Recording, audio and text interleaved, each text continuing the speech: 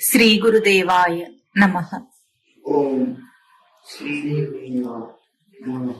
భజ గోవిందం భజ గోవిందం భజ గోవిందం భజ గోవిందం గోవిందం భజ మూఢమతే గోవిందం భజ మూఢమతే సంప్రాప్తే సన్నిహితే కాలే సంప్రాప్తి సన్నిహితే కాలే నహి నహి రక్షతి డుక్రీకరణే నహి నహి రక్షతి దుఃఖకరణే పునరపి జననం పునరుజ్జీవనం పునరపి మరణం పునరుజ్జీవనం పునరపి జననీ జఠరే శయనం జననీ జఠరే ఇహ సంసారే బహు దుస్తారే ఇది సంసారే బహు దుఃఖారే కృపయా పారే పాహి మురారే. కృపయా పారి పాపహరారే. ఈ భజగోవింద స్తోత్రాన్ని మననం చేస్తున్నాం. మూఢమతి అంటే ఉనికి లేమి రెండింటి మధ్యలో తేడా తెలుసుకోలేక జీవుడు చేసే వ్యర్థమైన ప్రయత్నం ఏదుందో అది మూఢమతి అన్న సంజ్ఞకు అర్థం. ఏది ఉన్నదో ఏది లేదో తెలియటం లేదు జీవుడికి. లోకంలో ఏదైనా సరే ఎట్లా ఉంటుంది, ఉన్నది ఉన్నదే, లేనిది లేనిదే అని ఎట్లా స్పష్టంగా వ్యవహారంలో తనకు అర్థమవుతుందో పరమార్థంలో తనకు అర్థం కావటం లేదు. ఇది భ్రాంతి. దీన్నే మాయ అని కూడా చెప్పుకుంటారు లోకంలో. అంటే ఉన్నదేది అని దాన్ని వివరించి చెప్పవలసి వస్తుంది, లేని దాన్ని లేదు అని మళ్ళీ చెప్పవలసి వస్తుంది. ఎందుకు అంత అయోమయ స్థితి జీవుడికి ఏర్పడింది? ఎందుకు లేమి నుండే ఉనికిని గ్రహించాలని అంతగా ప్రయత్నం చేస్తున్నాడు? ఇటువంటి మెలిక వేసుకోవటానికి జీవుడికి అంత అవసరం ఏమొచ్చింది, అంత కష్టమేమొచ్చింది అన్న ఆ ప్రశ్నకు సమాధానము ఎవరిలో వారికే తెలిసే సత్యం అది. ఎందుకంటే ఎందుకు అన్న ప్రశ్నకి సమాధానం ఏమిటి? ఎక్కడైనా సరే వ్యవహార రూపంలో చూపించే సమాధానము సత్యం కాదు. ఏదైనా సరే ఆ ప్రశ్న వేసుకొని తనలో తానే విచారణ చేసుకుని అనుభవిస్తే గాని తనకు అది స్పష్టం కాదు. బయటిగా చెప్పేది ఏదైనా కూడా నిన్న మనం మననం చేసిన ముఖ్యమైన అంశం ఏమిటంటే, బయటిగా చెప్పేది ఎంత బోధ అయినా సరే, శాస్త్రమే అయినా సరే, చివరికి మహావాక్యాలే అయినా సరే, జీవబ్రహ్మ ఐక్యమును చెబుతున్నాయి అన్నప్పటికీ కూడా మహావాక్యములు తాను తన అనుభవంలో గుర్తించింది మాత్రమే తనకు సత్యం అవుతుంది జీవుడికి. అట్లా అనుభవంలో గుర్తించటానికి పూర్ణంగా రచింపబడి ఉన్నాడు. దాంట్లో లోటు మాత్రం లేదు, లేమి అనేది లేదు అక్కడ. అటువంటి అయోమయ స్థితిలో ఉనికి అంటే ఏమిటో, లేమి అంటే ఏమిటో, తానున్నవాడా లేనివాడిగా ప్రవర్తిస్తున్నాడా తెలియని జీవుడు చేసే ప్రయత్నాలు ఏముంటాయో అవన్నీ మూఢత్వమునకు పరాకాష్ఠ. జీవుడు ఏం చేస్తున్నాడు? ఎండుగడ్డి నుండి రసం తీయడానికి ప్రయత్నం చేస్తాడట. ఎండుగడ్డి నుండి రసం ఎట్లా తీయగలడు? పూర్తిగా దానిలో ఉన్న సారమంతా పోతేనే అది ఎండిపోతుంది. ఎండిపోయిన వస్తువు నుండి మళ్ళీ సారవంతం ఎట్లా చేయలేమో అట్లాగే జడమైన ఈ జగత్తు నుండి తాను ఎట్లా ఉనికిని గ్రహించగలడు అనంటే అంత కష్టమైతే కాదు. ఎందుకంటే జడమైన జగత్తు కూడా తన ఉనికి నుండే తాను కల్పించుకున్నది కనుక ఆ జడమైన జగత్తు కూడా తన ఉనికిని ప్రాణప్రతిష్ఠ చేసి గ్రహించగలడు. అంత తేజస్సు ఉంది జీవుడికి. అందుకే ఎట్లాగో ఇప్పుడు ఒక విగ్రహం తయారు చేస్తున్నాం, శిలా రూపంలో ఉంటుంది. శిలా విగ్రహము లేదా లోహ విగ్రహము, ఏదైనా సరే మట్టి విగ్రహము, ఏదైనా సరే దాన్ని దేవుణ్ణి చేయగలుగుతున్నాడు మనిషి అంటే దేని చేత చేస్తున్నాడు? కేవలము తన ఉనికిని అక్కడ పెట్టి తన విశ్వాస మాత్రం చేతనే అక్కడ ఆ శిలను గాని లోహమును గాని మట్టిని గాని దేవుణ్ణి చేయగలుగుతున్నాడు. అది ఎట్లా చేయగలుగుతున్నాడో దాన్ని విగ్రహంగా తాను గ్రహించగలుగుతున్నాడు. అంటే తన విశేషమైన గ్రహింపును అక్కడ నిలపగలుగుతున్నాడు. ఎట్లాగో అట్లాగే తాను ఎండుగడ్డి నుండి రసాన్ని తీయలేకపోవచ్చు గాని ఈ జడ పదార్థముల నుండే తిరిగి తన చైతన్యమును గుర్తించగలిగే ఇంద్రియ తేజస్సు తనకి ఇచ్చింది సృష్టి. అంటే ఎంత అయోమయ స్థితిలో ఉన్నా, ఎంత అభూత కల్పననే చేసినా సరే, లేమినే సత్యమని నువ్వు ప్రవర్తించినా సరే ఉనికినే గ్రహించగలవు గాని లేమిని గ్రహించలేకుండా కట్టుదిట్టం చేసింది సృష్టి జీవుడిని. అంత కట్టుదిట్టంలో కూడా భ్రాంతిని పొందుతూ నాకు తెలియటం లేదంటాడు ఈ జీవుడు. అంటే సృష్టి ఇచ్చిన రచనకు జీవుడి మూర్ఖత్వానికి ఇట్లా ఉంది. టగ్ ఆఫ్ వార్, ఇద్దరి మధ్యలో పోరాటం. అయినా ఎప్పటికైనా సరే ఉనికి స్వరూపుడైన తాను ఉనికిని గుర్తించక మానడు. ఎందుకు? తనకది ఊటగా లోపల ఎంత వద్దన్నా సరే, ఎంత గుర్తించకుండా మూర్ఖంగా ప్రయత్నించినా సరే అది రాకుండా ఉండేది కాదు, ఊటగా వచ్చేది కనుక తనకి ఎప్పటికైనా అది గుర్తింపబడుతుంది. అది గుర్తించటానికి తనకున్న లక్షణమే ప్రజ్ఞ. స్పష్టంగా గుర్తించే తెలివి, ఎరుక, ఇవి తన స్వభావ లక్షణములు. స్వభావ లక్షణములను ఏ పదార్థము కోల్పోదెట్లాగో ఉనికి అన్న స్వభావ లక్షణాన్ని జీవుడు ఎప్పటికీ కోల్పోలేడు. ఆ ధైర్యంతోనే, తానదే అన్న ధైర్యంతో కేవలం బోధయందు విశ్వాస మాత్రం చేతనైనా ప్రయత్నం చేసినా కూడా తప్పకుండా దాన్ని సాధించగలుగుతాడు. అది విశ్వాసము, అది గుడ్డి విశ్వాసం అంటే గుడ్డి విశ్వాసం కాదు. గుడ్డి విశ్వాసం ఎటువంటిది? గుడ్డి విశ్వాసము లోకమునందు సుఖం ఉందనుకో అందరూ చేస్తున్న ప్రయత్నం వెనుక తాను కూడా దాన్ని నమ్మి చేస్తున్నది, అది గుడ్డి విశ్వాసం కావచ్చు. కానీ ఎందుకు? అది బయట చేయబడే ప్రయత్నం కనుక. కానీ ఉనికి తన స్వరూపం అని చెబితే అనుభవంలో లేకపోయినప్పటికీ కూడా దాని గురించి తను చేసే ప్రయత్నము ఎప్పుడూ గుడ్డి విశ్వాసం కాదు. ఎందుకంటే అది తనలోంచి వస్తుంది కనుక. ఏనాటికైనా కాలేన ఆత్మని విందతి, తనలోని తనకే అర్థమవుతుంది, బయట నుండి పిండి రసం తీసుకునేది ఏం కాదు. కనుక తన యందు తనకు ఉన్న ఈ ఊటని గుర్తించటానికి శత విధాల తను ప్రయత్నం చేసినా అది విశ్వాసంతో మొదలయ్యి అనుభవం దాకా ఎదుగుతుంది. కేవలం గురువు మాట యందు విశ్వాసంతో మొదలై అనుభవం దాకా ఎదుగుతుంది. అందుకే ఇక్కడ మనకు శంకరాచార్యులు ఎవరు భజ అన్న ఆదేశాన్ని ఇస్తున్నారు జగద్గురువుగా. అంటే భజన చెయ్యి, సేవించు. సేవిస్తే అర్థమవుతుంది అది నీదని. సేవించకపోతే ఎట్లా ఉంటుంది? అక్కడ ఉన్నా కూడా తన ప్రయత్న లోపం చేత తనకు గుర్తింపబడటం లేదు. ఎట్లాగైతే గుడ్డివాడికి లోకమంతా వస్తువులు ఉన్నప్పటికీ కూడా కేవలం భౌతికంగా చూసినప్పుడు లోకమంతా పదార్థములు ఉన్నవి, రంగులున్నవి, అన్నీ ఉన్నప్పటికీ గుడ్డివాడికి కనిపించటం లేదు. ఇట్లా ఎందుకు? కేవలము అక్కడ లేనందువల్ల కాదు, తనకు చూపు లేనందువల్ల. అట్లాగే అంతటా వ్యాపించి ఉన్న ఆ సత్లక్షణం, ఉనికి లక్షణం అంతటా ఉండగా నాకు కనిపించటం లేదు అంటున్న వాడు గుడ్డివాడితో సమానమే. వాడికి లేనిది దర్శనం లేదు కనుక కనిపించటం లేదు. కనుక ఇక్కడ భజ అన్న పదం ఏం చూపిస్తుంది? తన ప్రయత్నం. ఎటువంటి ప్రయత్నం చేయాలి? ఇంతకాలం తను చేసిన మూఢత్వమునకు ప్రతిగా సేవ అన్న ప్రయత్నం. సంసారాన్ని సాధించడానికి ఎంత కష్టపడ్డాడో దాంట్లో ఆవగింజలో అరభాగం చేసినా ముట్టొస్తుందని చాలా సార్లు మననం చేస్తున్నాం. ఎందుకంటే సంసారం సాధించడం అంత సులభమైన పనేం కాదు.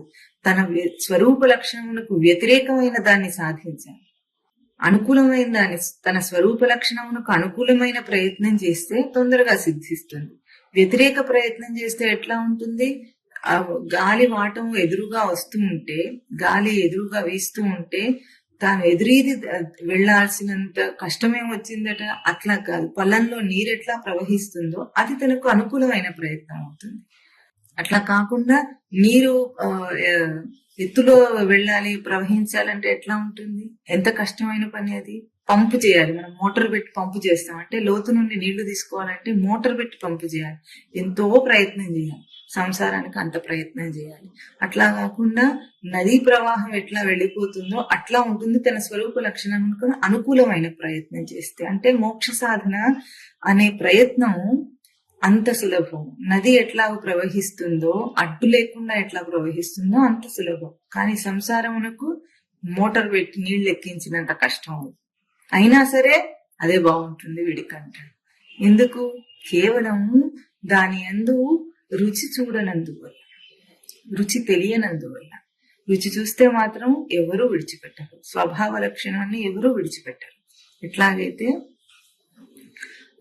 జీవుడు ఆపాదన చేసుకున్న తన వంశం యొక్క తీరుతెన్నులు అవన్నీ ఎట్లా లక్షణాలుగా ఉంటాయో మా ఇంట్లో ఎట్లాగే ఉంటుంది అని కొన్ని పద్ధతులను అలవాటు చేసుకుని వాటిని జీవితాంతం వాటిని ఎట్లాగైతే ఎవరో తనకు నేర్పించినట్లుగా పాటిస్తుంటాడో అంతకంటే స్వభావ లక్షణము తనకు అంతర్గతమైనవి. పుట్టినంత మాత్రం చేతనే ఆ వంశపు లక్షణములనే అభ్యాసం చేస్తాడు. ఆ వంశంలో పుట్టానని అనుకున్నంత మాత్రం చేతను వాటిని విడిచిపెట్టడానికి ఎంతో కష్టపడతాడు.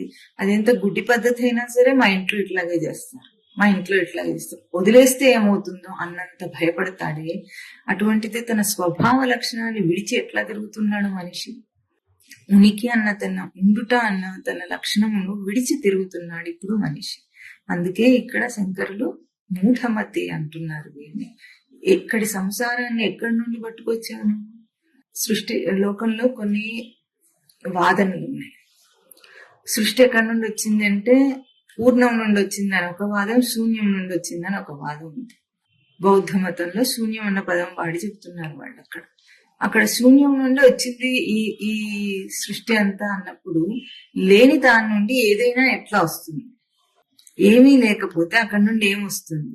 అక్కడ వాళ్ళు వాడిన పదం శూన్యం అన్న పదానికి కూడా అర్థము కేవలం మనం లోకంలో ఊహించుకుంటున్న శూన్యం అంటే లేనితో కాదు. అక్కడ వాళ్ళ శూన్యం అంటే ఒక ఏ అర్థంలో వాడారంటే నేను అన్న ఒక అహంకారపు గుర్తింపును తీసేస్తే ఏముంటుందో దాన్ని వాళ్ళు శూన్యం అన్నారు. దాన్నే మనం కూడా సత్ అంటున్నాం. అంటే నేను అన్న అహంకారపు గుర్తింపును తీసేస్తే, ఇగో అన్న దాన్ని తీసేస్తే, అంటే ఒక దానితో తనను తాను గుర్తించుకోవటం అన్నది పూర్తిగా తీసేస్తే ఏం మిగులుతుందో దాన్ని వాళ్ళు శూన్యం అన్న పదం వాడారు. అంతేగాని భావం అక్కడ ఏమి లేదని అర్థం కాదు. అట్లా ఏమి లేని నుండి వచ్చింది కాదు ఈ సృష్టి. ఉన్నది పూర్ణమైనది. పూర్ణమైన దాని నుండి వచ్చి పూర్ణంగానే ఉంది సృష్టి కూడా. ఎప్పుడైతే సృష్టి అన్న స్థానంకి వచ్చిందో అది ఎంత పూర్ణంగా తనలో తానుందో ఉనికి అంత పూర్ణంగానే సృష్టిలో కూడా వ్యాపించింది. దానికి లోటు లేదు. ఎట్లాగో ఇప్పుడు ఒక నిప్పు రవ్వ ఉందనుకోండి, ఆ నిప్పు రవ్వకి నిప్పుకున్న లక్షణాలన్నీ ఉంటాయి, అగ్నికున్న లక్షణాలన్నీ ఉంటాయి కదా, అంటే క్వాలిటీస్. ఇప్పుడు ఒక సముద్రపు నీటిలో ఒక్క బిందువుని తీసుకున్నా టెస్ట్ చేయాలంటే ల్యాబ్కి ఏం తీసుకెళ్తాడు? మొత్తం సముద్రాన్ని అంతా తీసుకెళ్ళాడు. ఒక్క బిందువు తీసుకెళ్లి దాని ప్రాపర్టీస్ అన్ని అక్కడ కనుక్కొని ఈ లక్షణాలు ఈ నీటికి ఉన్నాయని సముద్రపు నీటికి అంతకే అదే లక్షణాలు అంటున్నాడు. ఎట్లాగో అట్లాగే సృష్టిలో నువ్వు ఏ చిన్న మూల దేన్ని ముట్టుకున్నా కూడా పూర్తిగా దానికి ఉనికి లక్షణాలే ఉన్నాయి కానీ వేరే లక్షణాలు లేవు. కానీ మరి జగత్ ఎట్లా వచ్చింది? సృష్టి నుండి. జగత్ ఏమిటి? ఉన్న దాని నుండి మారిపోయేదాన్ని కల్పించాడు, మారని దాని నుండి మారిపోయేదాన్ని కల్పించుకున్నాడు, శాశ్వతమైన దాని నుండి అశాశ్వతమైన దాన్ని కల్పించుకున్నాడు. ఎట్లా కల్పించుకున్నాడు అన్న దీనికి ఒక పెద్ద ప్రశ్న జీవుడు అడిగితే సూటిగా సమాధానం చెప్పగలదు శాస్త్రం. కానీ ఆ ప్రశ్న అడుగుతున్న సమయంలో ఆ జీవుడికి ఉన్న చిత్తానికి ఈ సమాధానము ఆమోదయోగ్యంగా ఉండదు. అంటే ఒప్పుకోడతాను, ఎంత స్పష్టంగా చెప్పినా తను ఒప్పుకునే స్థితిలో లేడు గనక ఒక్క వాక్యంలో చెప్పినా సరే తాను ఒప్పుకోడు. కనుక దీనికి సాధన అనే ఒక క్రమం కావాలి. ఏ వాక్యం సృష్టిలో ఈ జగత్తు కల్పింపబడింది అని చెప్తోందో శాస్త్రము, దాన్ని తాను ఆమోదించడానికి, అనుభవంలో గుర్తించడానికి చేసే ప్రయత్నమే సాధన. లేకపోతే సాధనతో పని లేదు అక్కడ. ఎందుకు? లేని దాన్ని లేదు, ఉన్నది ఉన్నది అని నిరూపించడానికి అవసరమే లేదు అక్కడ. కానీ ఇప్పుడు జీవుడున్న ప్రస్తుత పరిస్థితుల్లో తాను అడిగిన ప్రశ్నకు సమాధానాన్ని తాను ఒప్పుకోడు గనుక ఒప్పుకునేదాకా తాను చేసే ప్రయత్నం ఏదో, ఒప్పుకోవడం అంటే వాచా కాదు, అనుభవంలో తెలుసుకునేదాకా చేసే ప్రయత్నం ఏదో అది సాధన. అందుకే భజ అని ఒక పదం వాడారు ఇక్కడ శంకరాచార్యుల వారు. దాన్నే మనం ఏమంటున్నాము? ప్రజ్ఞానం బ్రహ్మ మహావాక్యంగా తీసుకున్నాం. మొట్టమొదటి చూపిస్తున్నారు స్వరూప లక్షణాన్ని. స్వరూపాన్ని చూపించడానికి లోకంలో మనిషి రూపాన్ని చూడాలంటే ఏం కావాలి? అద్దం కావాలి. అద్దం చూస్తే ఏం కనిపిస్తుంది? ప్రతిబింబం కనిపిస్తుంది. అయినా ప్రతిబింబాన్ని చూసుకొని నేను అనుకుంటాడు. అంటే తన రూపం ఇట్లాగే కనిపిస్తుందేమో అనుకుంటాడు. అయినా ఆ ప్రతిబింబం పూర్ణంగా తన రూపాన్ని చూపించలేదు.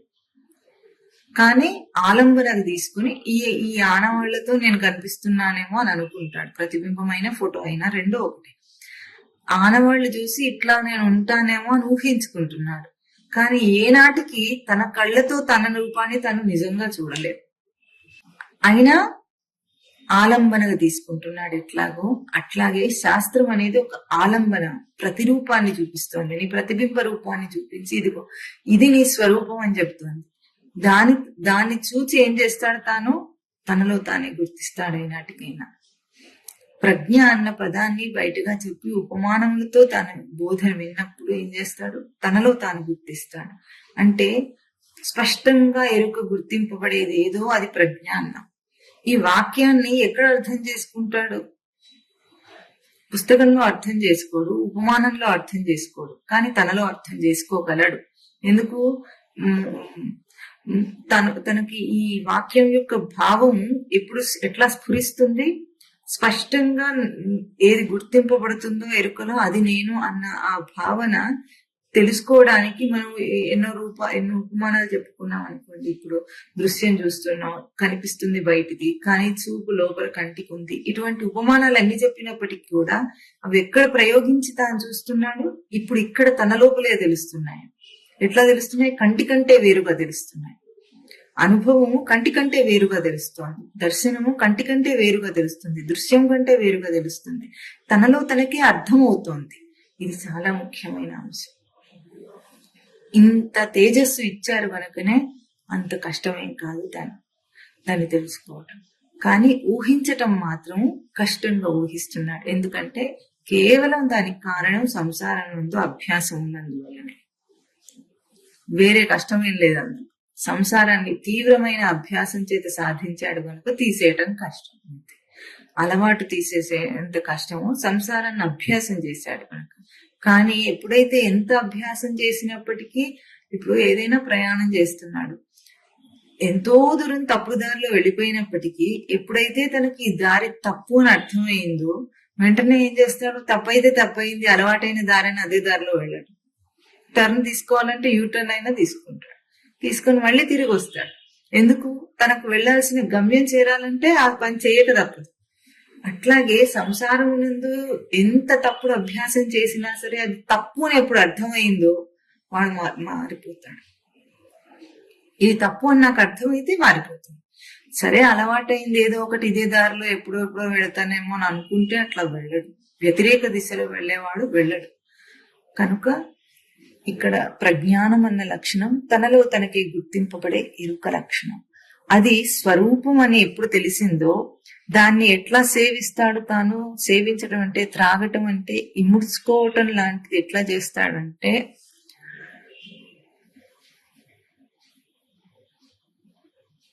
నీళ్లు త్రాగుతున్నాం మనం. త్రాగేటప్పుడు ఏమవుతుంది?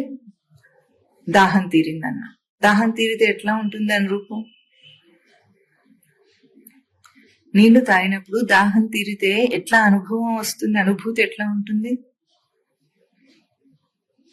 బాగా దాహంగా ఉన్నవాడికి గుక్కెడు మంచినీళ్ళు ఇస్తే ఎంత తృప్తిగా అనుభవం పొందుతాడు తనను. ఇంకా వాడికి ఆ సమయంలో ఇంకేం అక్కర్లేదు. వాడికి దాహంతో ఉన్నవాడికి నీరు తప్ప ఇంకేం అక్కర్లేదు. అమృతం ఇచ్చిన వాడికి అక్కర్లేదు. అట్లాగే తనలో తన ప్రజ్ఞ స్వరూపాన్ని గుర్తించడం అంటే దాహంగా ఉన్నప్పుడు నీళ్లు తాగితే ఎట్లా అనుభూతి తృప్తి వస్తుందో అంతకంటే బాగుంటుంది. దాన్ని వర్ణించి చెప్పమంటే ఏమని చెప్తాడు? హాయిగా ఉంటుందని చెప్తాడు. దాహం తీరితే హాయిగా ఉంటుందని చెప్పగలడు. ఇంతే మాటలో ఇంతే చెప్పగలం. అంతకంటే ఇంకేం చెప్పగలం? ఎట్లా దాహంగా ఉన్నవాడికి ప్రాణం పోతున్నట్లు అనిపిస్తుంది. ఎడారిలో ఉన్నవాడు దాహంగా ఉన్నప్పుడు ప్రాణం పోతుంది, ఇంకా నేను నిలుపుకోలేని ప్రాణాన్ని అని అనిపించే వాడికి ఆ నీళ్లు తాగినప్పుడు ప్రాణాన్ని నిలుపుకున్నాను అన్న ఆ భావన ఎట్లా వస్తుందో, ఆ తృప్తి ఎట్లా కలుగుతుందో, కేవలం ఇది ఉపమానమే అయినప్పటికీ తన ప్రజ్ఞ స్వరూపం తనకు అర్థమైన రోజున అట్లా ఉంటుంది. ఏది బయటగా చూడబడేది ఏది నేను కాదు, బయటగా తెలియబడేది ఏది నేను కాదు. విజ్ఞాతారం అరే కేన విజానీయ, అన్నిటినీ తెలుసుకునే నేను దేనితో తెలుసుకోవాలి? నేను తెలుసుకోవటానికి నాకేం కావాలి? దీన్నే శాస్త్రం ఏమన్నది, నేను తెలుసుకోవటానికి ఏం ప్రయత్నం చేయక్కర్లేదు, ఏది తెలుసుకోకుండా ఉంటే చాలు, నేనే తెలుస్తున్నా.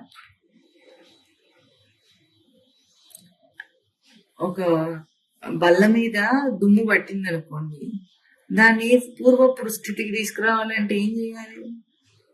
దుమ్ము తుడిస్తే సరిపోతుంది. బల్ల ఇదివరకే దాని పూర్వపు స్థితిలో ఉంది, దుమ్ము పడి ఉంది.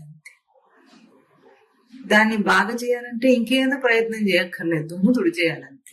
అట్లాగే ఆపాదన ఆరోపణ చేసుకున్న రూపాన్ని తీసేస్తే తన నిజ స్వరూపం తనకున్నదే, ప్రజ్ఞ తనకున్న స్వరూపమే.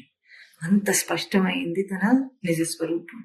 అందుకే అట్లా ఉపమానంగా చూపించడానికి తత్వమసి అని ఎన్నో చూపించినప్పటికీ కూడా జీవుడు, సాధకుడైన వాడు తన సొంత ప్రయత్నంతో కించిత్ మాత్రమైనా సరే, నిన్న శ్లోకంలో చెప్పుకున్నట్లుగా గంగా జలలవ కణికాపీత, కణిక ఒక్క బొట్టైనా సరే ఆ గంగా జలాన్ని త్రాగితే ఇంక వాడికి వేరే ఆలంబన అక్కర్లేదు, తనలో తను పట్టేసుకుంటాడు. అటువంటిది సేవించడం అన్న అర్థం. నీళ్లు త్రాగినట్టు, మంచు తాగినట్టు అని చెప్పటం కేవలము ఉపమానం కోసం. కానీ తన ప్రయత్నంలో తను గుర్తించడం అన్నది చాలా విశేషమైంది. అది తనలో అనుభవైక వేద్యమైంది. ఇప్పుడు అటువంటి దానికి అడ్డం వచ్చేది ఏమిటి? ఏం అడ్డం వస్తుందంటే ఒకటే, ఒక భౌతిక నామరూప క్రియాగుణములతో కనిపించే జగత్తు అన్నాం.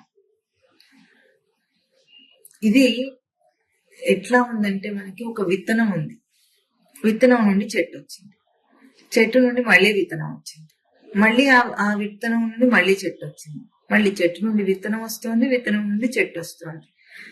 ఇట్లా మారుతూ మారుతూ చెట్టు విత్తనం అని మారిపోతూ ఉంటే చెట్లు అనేకంగా వచ్చినప్పటికీ ఇంతకీ ఏముంటే లోపల చెట్టు వస్తుంది? విత్తనంలో ఏముంది?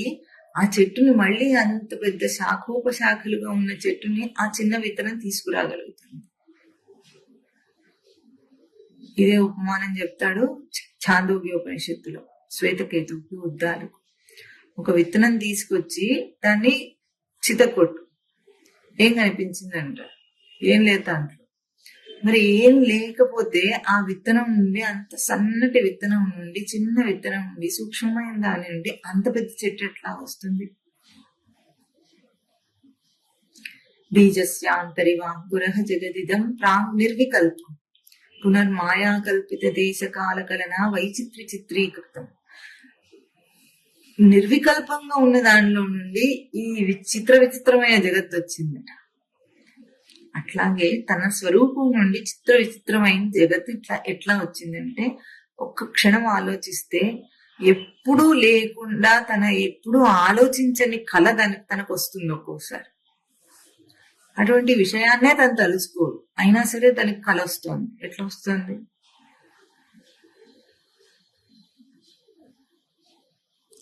అయితే వచ్చినంత మాత్రం చేత లేచిన తర్వాత ఆ కళ ఎందుకు వచ్చింది, అది ఏమైంది అనే దాని మీద వెంటబడతాడా?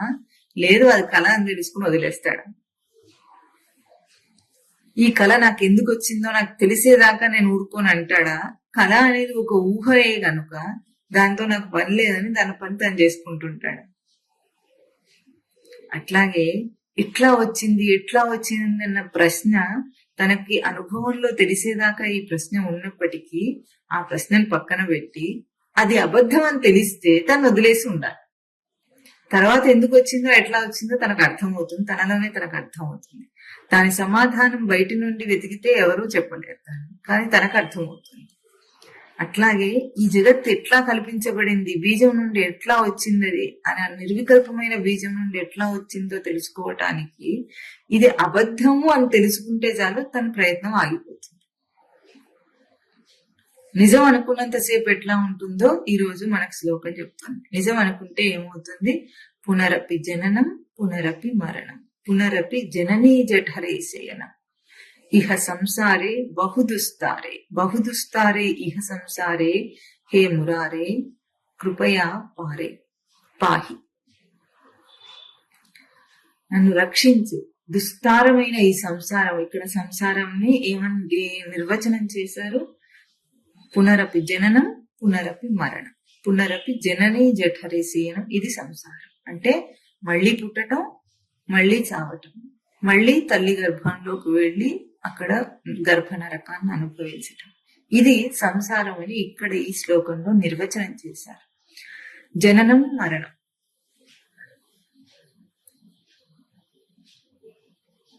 జననం అంటే మనకు ప్రసిద్ధంగా తెలిసింది, దేహంతో జీవుడు పుట్టడం. మరణం అంటే దేహాన్ని విడిచిపోవటం. ఇంతే అర్థమైంది. దేహంలోకి రావటము జననం అవుతుంది, దేహాన్ని విడిచిపోవటము మరణం అవుతుంది. మళ్ళీ విడిచిపోయిన వాడు మళ్ళీ దేహంలోకి ఎందుకు వస్తున్నాడు?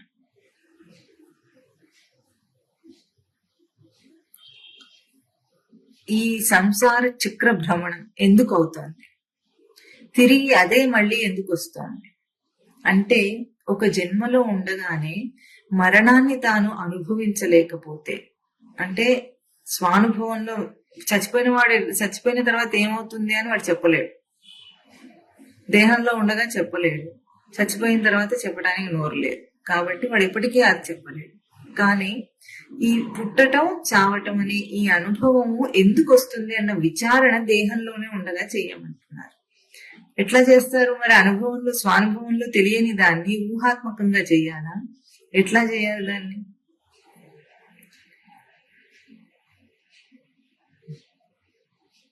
దేహంతో నేను రావటము, దేహం విడిచిపోవటం అనే ఈ ముఖ్యమైన కాన్సెప్ట్ ఇప్పుడు ఇక్కడ మనం తీసుకున్నప్పుడు ఈ మాటలోనే, వాక్యాల్లోనే స్పష్టంగా అర్థమయ్యేది ఏమిటి? ఎందుకు పుడుతున్నాడు, ఎందుకు చేస్తున్నాడు తర్వాత విషయం. కానీ ఈ వాక్యంలో స్పష్టంగా ఉన్నది ఏమిటి? దేహంలోకి నేను వస్తున్నాను, దేహం విడిచిపోతున్నాను. వాడు జీవుడు. మా వాక్యంలోనే చాలా స్పష్టంగా ఉంది. అంటే తనను తాను దేహం కంటే వేరుగా మాట్లాడుతున్నాడా, మాట్లాడటం లేదా?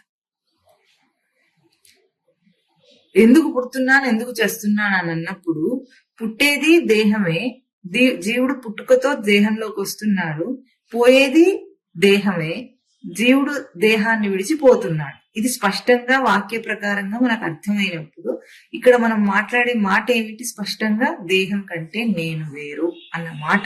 జీవుడుగా తను మాట్లాడుతున్నాడా, మాట్లాడటం లేదా? అంత స్పష్టంగా వాక్యంలో మాట్లాడగలిగిన దాన్ని దేహంలో ఉండగా నువ్వు వేరుగా ప్రవర్తించు, దేహం కంటే వేరుగా నువ్వు ఉన్నావని గుర్తించి ప్రవర్తించమంటే మాత్రం ఏమంటాడు? అది చేతగాదంటాడు. ఎందుకు మళ్ళీ దేహంలోకి వస్తున్నాడంటే, దేహంలో ఉండగా ఈ సత్యాన్ని గుర్తించలేడు గనుక, గుర్తించటం లేదు గనుక, గుర్తించలేడని కాదు, గుర్తించడానికి ప్రయత్నమే చేయటం లేదు గనుక. ఎంత బాగా స్పష్టంగా వాక్యంలో తెలిసినా సరే అక్కడ ఉన్న కాలంలోనే ఇప్పుడు పుట్టుక చావులు తప్పవని తెలియని వాడెవరు? పసివాడితో సహా అందరికీ తెలుసు. కేవలం మనిషికి కాదు, పశుపక్ష్యాదులు అన్నిటికీ తప్పదు. ఒకనాటికి దేహం విడిచేస్తున్నాడు. ఇది బాగా స్పష్టంగా తెలిసినప్పటికీ దాని గురించి నేను ఎందుకు ప్రయత్నం చేయటం లేదు? మళ్ళీ పుట్టుక చావులు అనేవి రాకుండా ఉండాలని నేను ఎందుకు ప్రయత్నం చేయటం లేదు? అప్పటికి ఇంకా ఏదో పిల్లల్ని పుట్టించడం అనేది చాలా మంచి కార్యం అనుకున్నట్టు చేస్తుంటాడు.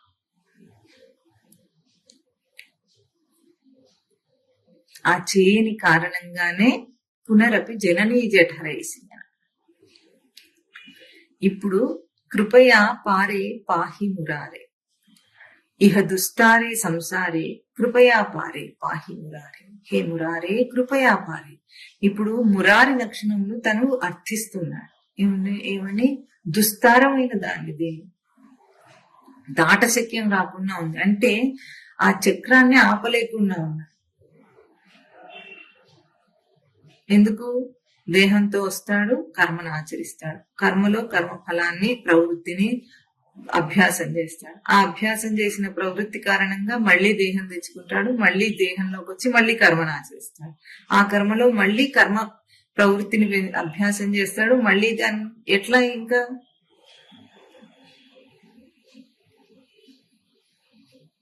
ఎట్లా దీన్ని ఈ సర్క్యూట్ ని బ్రేక్ చేసేది ఎట్లా అని ఎవరు ఆలోచిస్తారో వాడు హే మురారే కృపయా పారే అంటాడు. ఈ మాట కూడా అందరూ అన్నారు. ఈ మాట అనాలంటే కూడా ఆ సర్క్యూట్ లో నేను తిరగాడుతున్నానన్న బంధం తెలిస్తే అంటాడు, లేకపోతే తెలియదు అన్నాడు. అయితే ఇప్పుడు ఈ మాట ఎప్పుడైతే అన్నాడో ఇంకా వాడికి ఆలస్యం ఏం లేదు, తనలో తనకు అర్థమవుతుంది.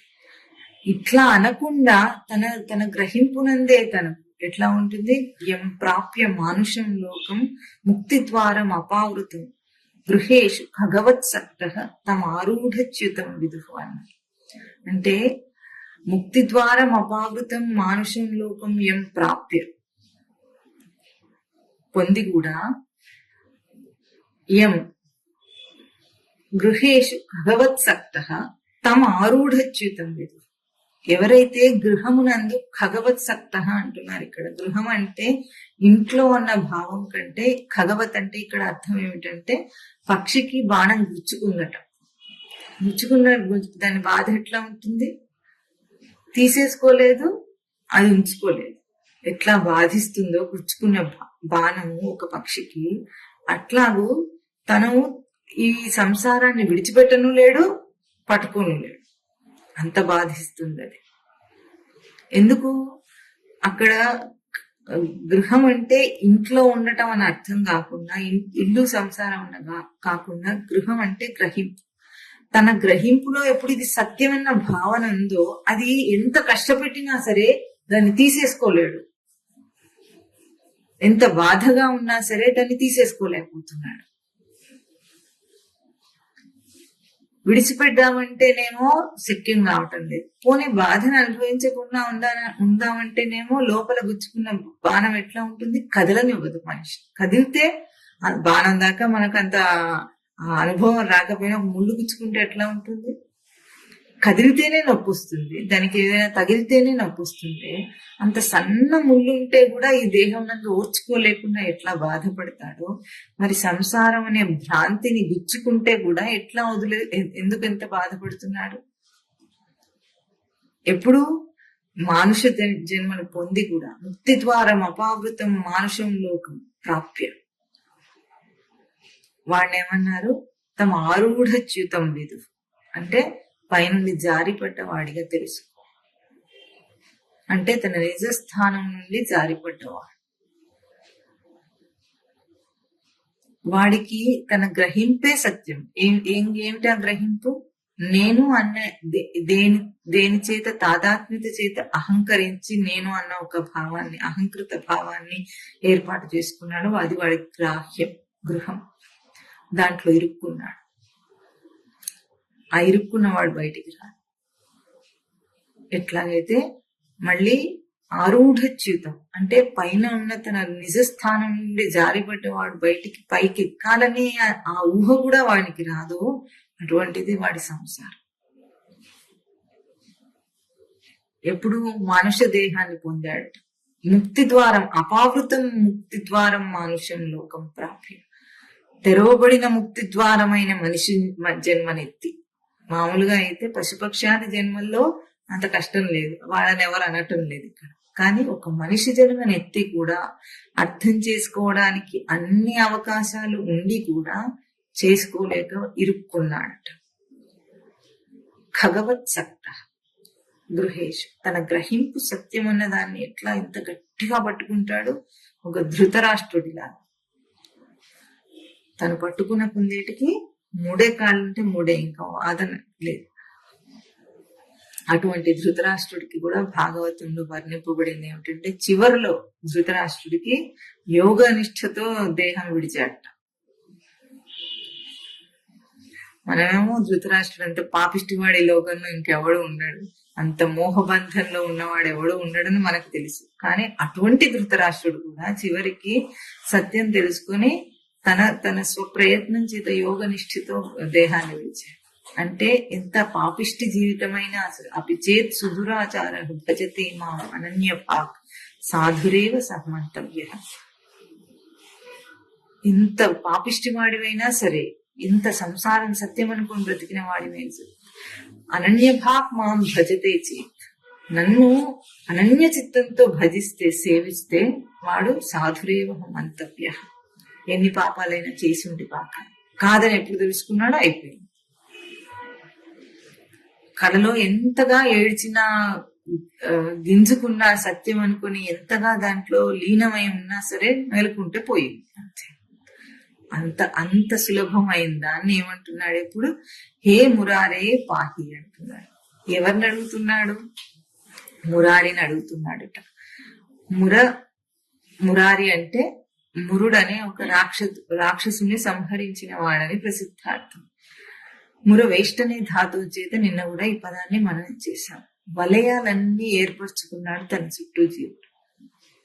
తనకు తాను అర్థం కాకపోవడానికి ఏమి కారణం అంటే తన చుట్టూ తాను ఏర్పరచుకున్న వలయాలని. చుట్టబడి ఉన్నాడు దాంతో. ఆ చుట్టబడి ఉన్న దాని నుండి బయటికి రావాలంటే అరి కావాలి. అంటే ఆ శత్రువు అనే ప్రసిద్ధార్థం చేత చెప్పినా, ప్రవర్తింపజేసేవాడని నిజార్థంతో చెప్పినా సరే, ఏ వలయాలు తాను ఏర్పాటు చేసుకున్నాడో, తన చుట్టూ వాటిలో ఇరుక్కున్నానని అనుకుంటున్నాడు, వాటన్నిటినీ కూడా తన నిజ గ్రహింపుతో ప్రవర్తింపజేస్తే అవన్నీ కూడా ఎట్లాగైతే ఒక జడమైన బొమ్మ విగ్రహం అయిందో అట్లా అవుతుందని నిన్న మననం చేశాం. అంటే తాను ఏర్పరచుకున్న తన జగత్తులోంచే తన ఉనికిని గ్రహించగలడు చివరికి. ఎట్లాగో దాన్ని హింసించి, లేదని దాంతో ప్రవర్తించి దాన్ని హింసించి, ఎట్లాగైతే వేదవతిగా ఉండి రావణాసురుడికి ఏం చెప్పింది సీతాదేవి? నీ ఇంట్లో పుట్టి నీ వంశాన్ని నాశనం చేస్తానని చెప్పిందో, అట్లాగే తాను ఏర్పరచుకున్న తన జగత్తును, తాను ఏర్పరచుకున్న వలయాలలో ఎందులో ఇరుక్కున్నాడో వాటిలోనే తన నిజ ప్రవర్తన చేసి బయటపడాలి. ఇది మురారి లక్షణం తనకి. ఆ మురారి లక్షణమే ఈ పునరపి జననం పునరపి మరణం పునరపి జననీ జఠరే శయనం అన్న స్థితి నుండి తనను తప్పించగలదు.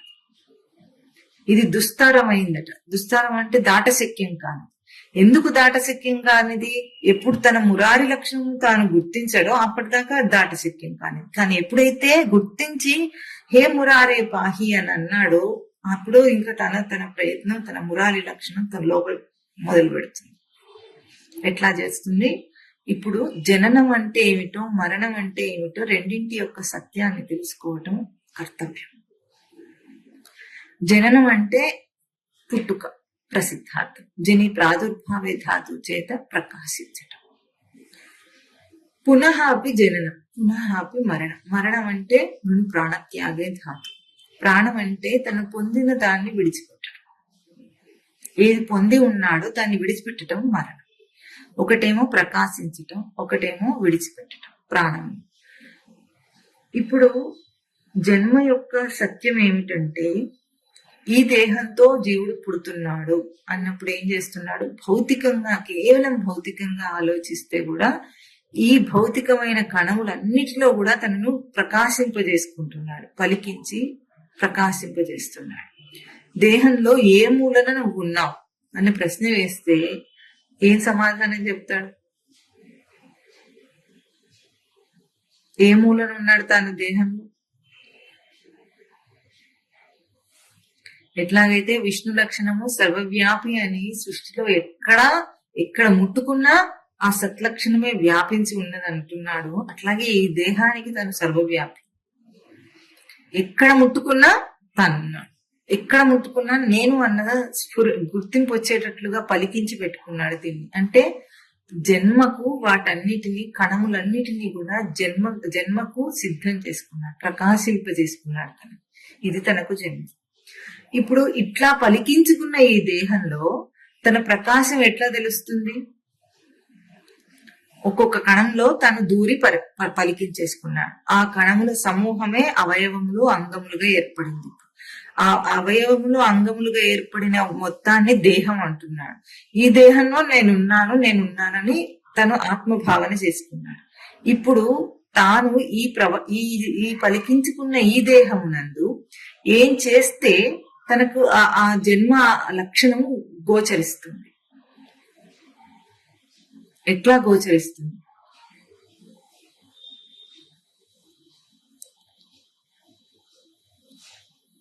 ఊహించండి, ఎప్పుడైనా మనం కదలాలని అనుకుంది, కదలలేని పరిస్థితుల్లో ఉన్నాం అనుకోండి, కానీ కదలాలని అనిపిస్తుంది. దేహాన్ని కదిలించటానికి అప్పుడు ఎటువంటి ప్రయత్నం చేస్తాడు?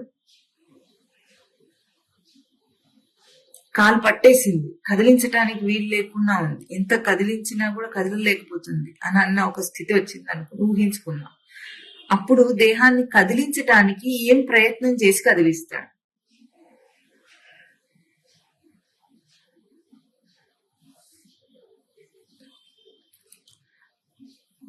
ఇప్పుడు ఇక్కడ అన్నపూర్ణకి చెయ్యి కింద పడి చెయ్యి ఫ్రాక్చర్ అయితే ఏం చేశారు? ఆపరేషన్ చేసి లోపల ఏవో ప్లేట్లు వేసి స్క్రూలు నట్లు అన్ని బిగించి పెట్టారు. 3 నెలల తర్వాత కదిలించి అభ్యాసం చేయొచ్చు అని చెప్పారు.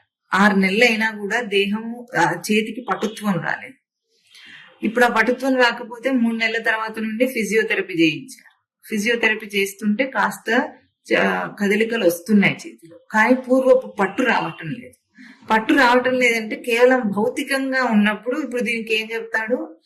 ఆ రక్త ప్రసరణ పూర్తిగా అయ్యేదాకా, రక్త ప్రసరణ అనేది అక్కడ ఎప్పుడైతే పట్టి వేసి పెట్టారో అది బ్లాక్ అయింది కనుక దాన్ని మళ్ళీ ఆ రక్త ప్రసరణ పూర్ణ స్థాయిలో అందేదాకా ఆ చేయి పటుత్వం తీసుకోదని చెప్తున్నారు. దానికి అభ్యాసం చేసి ఏం చేస్తున్నాడు? కదలికల ద్వారా రక్త ప్రసరణ వచ్చేటట్టుగా చేస్తున్నాడు. ఇప్పుడు ఆ అన్నపూర్ణకి చెప్తున్న బోధ ఏమిటంటే, ఏ ఫిజియోథెరపీని చేసినా, ఏ ఎక్సర్సైజులు చేసినా, లేదా ఏ మందులే దాగినా రక్త ప్రసరణ మెరుగవ్వాలని దానివల్ల కాదట. ఏమిటి?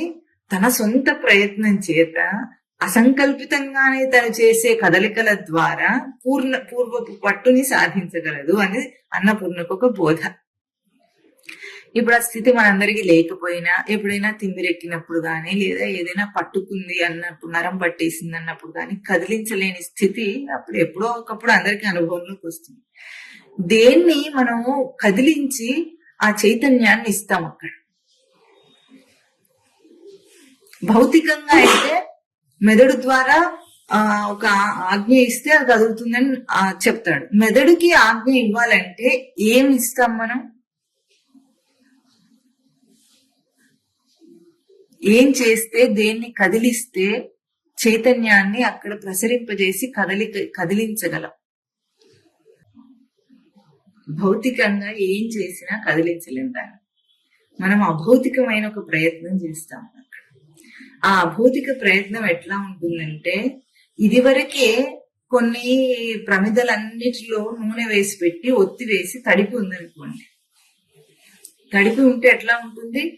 మనం ఇంకొక జ్యోతితో దాన్ని వెలిగించుకుంటూ పోవాలంటే బాగా తడిసిన ఒత్తికి ఇట్లా పెట్టగానే వెలుగుతుంది, చకచక అన్ని వెలిగించుకుంటూ వెళ్ళిపోతుంది. ఆ ముందు ఉన్న దాన్ని మనం ఏం చేసాము? నూనెతో తడిపి పెట్టాం. తడిపి పెట్టిన దాన్ని అంటే వెలగటానికి దాన్ని అనుకూలంగా తయారు చేసుకున్నాం. ఆ తయారు చేసుకున్న దాన్ని మనం వెలిగిస్తూ వెళ్ళిపోతున్నాం. ఇప్పుడు తాను దేహాన్ని ఆ రచన చేసుకున్నప్పుడు, నిర్మాణం చేసుకున్నప్పుడు ఏం చేశాడంటే, దానికి నూనె ఒత్తి ఏర్పాటు చేసుకున్నాడు. అంటే వెలిగించడానికి ఎట్లా ఏర్పాటు కావాలో అంతా చేసుకున్నాడు. అదే ఎండుగా ఉన్న ఒత్తిని వెలిగించాలంటే అది వెలగదు, నూనెతో తడిపి ఉండాలి. అట్లాగే దేహాన్ని ఏర్పాటు చేసుకున్నప్పుడు, రచించుకున్నప్పుడు తాను ఏం చేసుకున్నాడు? కనశబ్దే నిమీరనే అన్న ధాతువు చేత మొదటి జన్మ ఏం చేశాడంటే తన స్వరూపాన్ని అంతటా వ్యాపించేటట్లుగా చేసుకున్నాడు. చేసుకున్న తర్వాత ఎప్పుడైతే కదలిక అన్నది ఇవ్వాలంటే చివరి దాకా ఇప్పుడు అంతటా తను వ్యాపించి ఉన్నాడు. ఎప్పుడు ఎక్కడ కావాలంటే అక్కడ తన కదలికని కదిలింపజేయగలడు తన ప్రయత్నం చేత. అప్పుడు తను కదిలిస్తున్నది తన చైతన్య రూపంలో ఉన్న అభౌతికాన్నే గాని భౌతికాన్ని కాదు. ఇది జని ప్రాదుర్భావే ధాతు.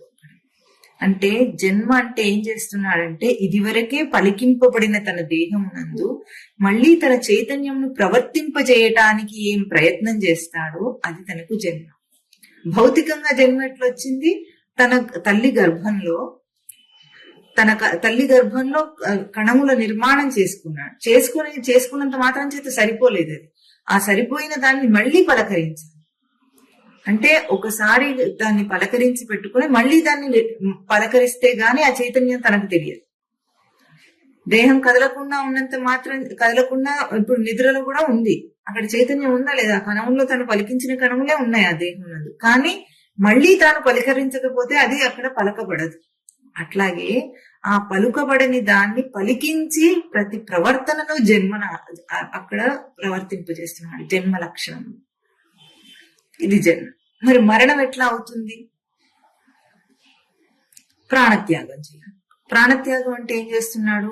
తను పొందియే దాన్ని విడిచిపెట్టుట మరణం.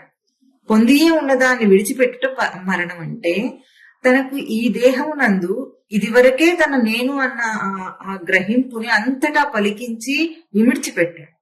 అయినప్పటికీ ప్రవర్తిస్తున్నప్పటికీ కూడా, తాను కదలికల చేత దాన్ని జన్మ చేస్తున్నప్పటికీ కూడా ఎప్పుడు గ్రహింపులో అది లేదో పొందియే ఉన్న దాన్ని విడిచిపెడితే అది మరణం అవుతుంది. మరణం అయితే ఏం చేస్తాడు? ఇప్పుడు మళ్ళీ జన్మకు ప్రయత్నం. మళ్ళీ మరణమే అయింది, గ్రహింపుకు తీసుకోలేకపోతున్నాడు, మళ్ళీ మరణమే అయింది. ఇది మనకు పునరపి జననం పునరపి మరణం. మళ్ళీ ఎందుకు చేసిన పనే చేస్తున్నాం? మనం పుట్టుక అనేది మనకు ఎరుక లేకుండా జరుగుతోంది అనుకుని మరణం అన్న తన అనుభవాన్ని పొంది తాను విచారణ చేయలేడు అనుకున్నప్పుడు ప్రతి కదలికలో తన జనన మరణాలు ఇట్లాగే విచారణ చేయాలి. తాను ఇదివరకే పొంది ఉన్నదాన్ని, నా ప్రతి కణములో నేను పలికించిన దాన్ని ప్రవర్తింపజేసి ప్రకాశింపజేసుకునే ఒక ప్రవర్తనకి తీసుకొచ్చినప్పుడు జన్మ అవుతుంది తనకి. ఇప్పుడు ఇది తనకు ప్రకాశిస్తే గ్రహింపునందుకు జన్మ పూర్ణమైపోతుంది. కానీ అది ప్రకాశించినందువల్ల ఏం చేస్తున్నాడు? విడిచిపెట్టేస్తున్నాడు. అంటే పని చేసేసి కదలిక చేసేసి జన్మని మరణం చేసేసుకున్నాడు.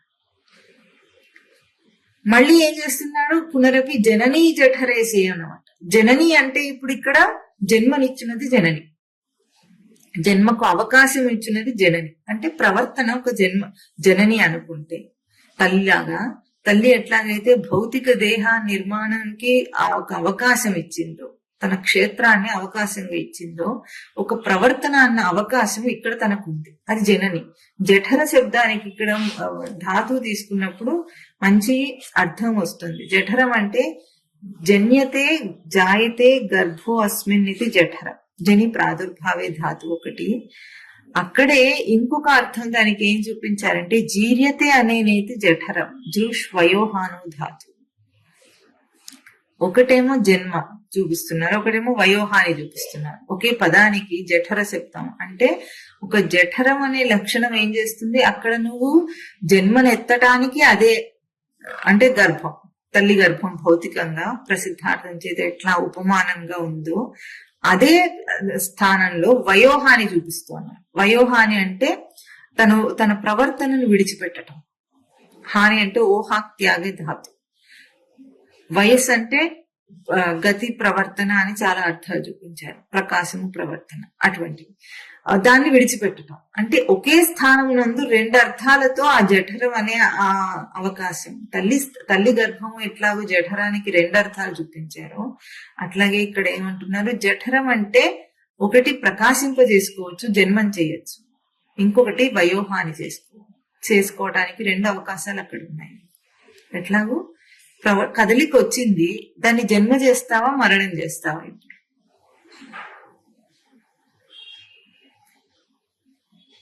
ఇదివరకే నువ్వు నిర్మించుకున్న నీ నిర్మాణంలో నీ ప్రతి కణంలో అక్కడ నీ జన్మకు అవకాశం ఉంది.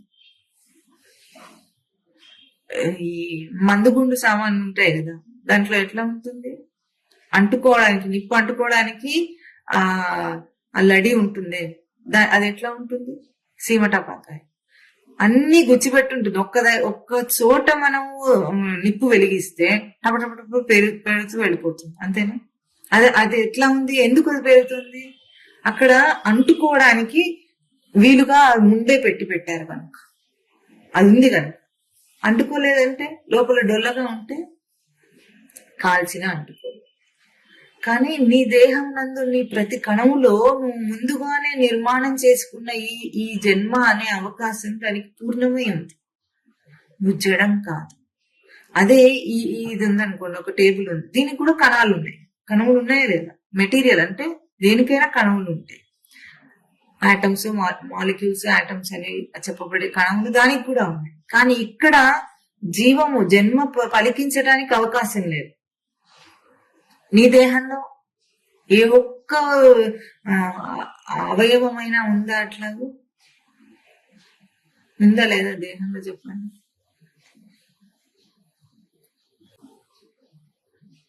రెండు ఉన్నాయి దేహంలో. నఖములు, శిరోజం, జుట్టు, గోళ్ళు. అవి కూడా మన కణంలే, కానీ అవి డెడ్ సెల్స్ అంటున్నాం మనం. డెడ్ అంటే వాటిలో నువ్వు పలికించడానికి అవకాశం లేదు. అందుకే వాటిని కత్తిరిస్తే మనకు నొప్పి తెలియటం లేదు. అక్కడ ఇదివరకే ప్రాణం విడిచేసిన వాడు, కానీ మనం అంటిపెట్టుకుని ఉన్నాయి. అంటే అందుకే అవి ప్రాణ సహితములు కాదు, ప్రాణరహితములు కాదని అప్పుడు హిరణ్యకశిపుని చంపడానికి ప్రాణ సహితములు ప్రాణరహితములు కాని నఖముల చేత అని. ఆ ఆయుధం ఎటువంటిది? హిరణ్యకశిపుని చంపాలంటే అది కేవలం జడం కాదట, కత్తి లాంటిది కాదు అది, కానీ ప్రాణ సహితం కాదు. ఎందుకు? దానికి అక్కడ నొప్పి అనేది లేదు, మనకు తెలియటం లేదు, డెడ్ సెల్ గా ఉంది కనుక. ప్రాణరహితం కాదు, మన దేహాన్ని అంటిపెట్టుకుని ఉంది కనుక. అట్లాగూ ఈ ఈ కణముల్లో ఎట్లాగైతే మనం దాన్ని పలికించలేమో, మిగతా ఎక్కడ ఏ ప్రవర్తనల్లో కూడా నువ్వు అట్లా పలికించలేకుండా లేదు నీ దేహం.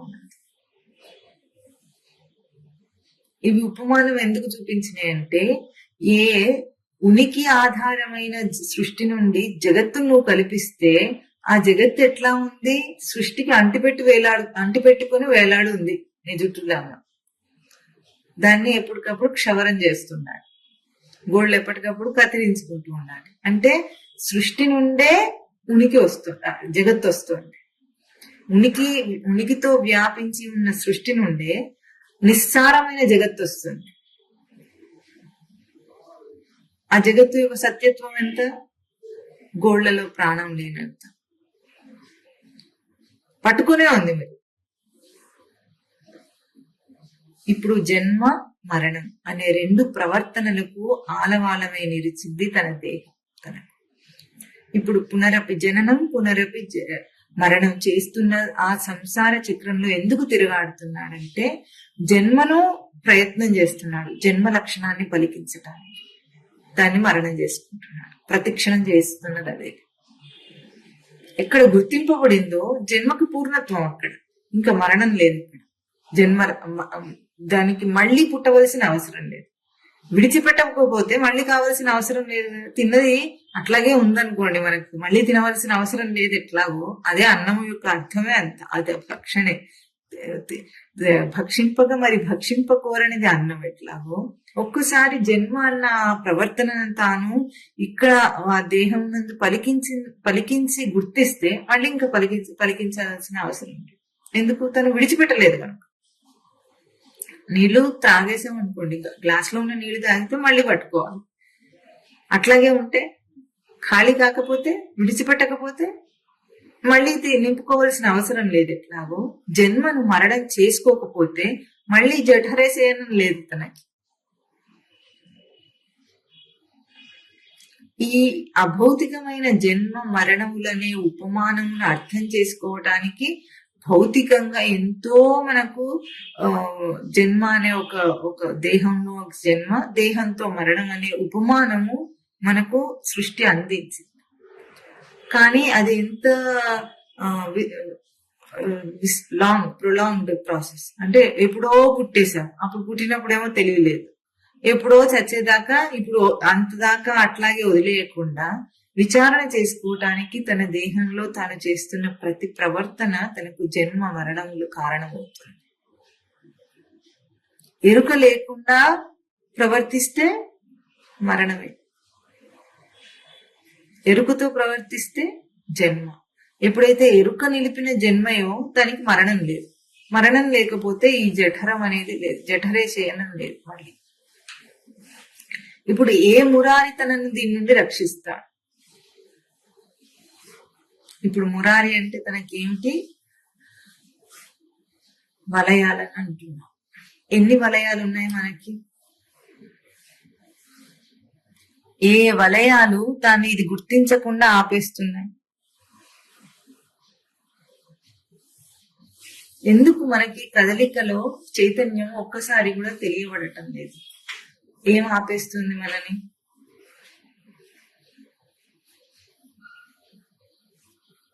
విషయ దృష్టి, భౌతిక దృష్టి.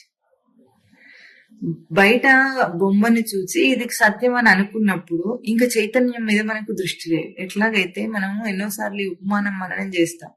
దీపపు కాంతిలో పని చేసుకోవాలన్న దృష్టితో దీపాన్ని వెలిగిస్తున్నాం. కానీ దీపపు వెలుగుకు ఆధారమైన విద్యుత్ మనకి మన దృష్టిలోనే లేదు. కానీ అది కావాలని అయితే మనకు బాగా తెలుసు. కరెంటు లేకపోతే దీపం వెలగదు, దీపం వెలగకపోతే మనం పని చేసుకోలేం. ఈ విషయం తెలియనిదేమి కాదు. కానీ మన దృష్టి ఏ రోజు కూడా ఆ విద్యుత్ మీద లేదు, విద్యుత్ యొక్క తేజస్సు మీద లేదు. ఏముంది? నా పని అయిపోయిందా లేదా, ఇంతే ఆలోచిస్తున్నాం.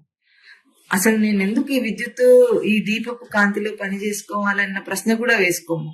దాన్ని ఎట్లా వాడుకుంటున్నామో అట్లాగే చైతన్యం యొక్క అంత ప్రసారం ఉన్నప్పటికీ కూడా మన దృష్టి దాని మీదకి వెళ్లకుండా ఏది ఆపుతుంది మనని?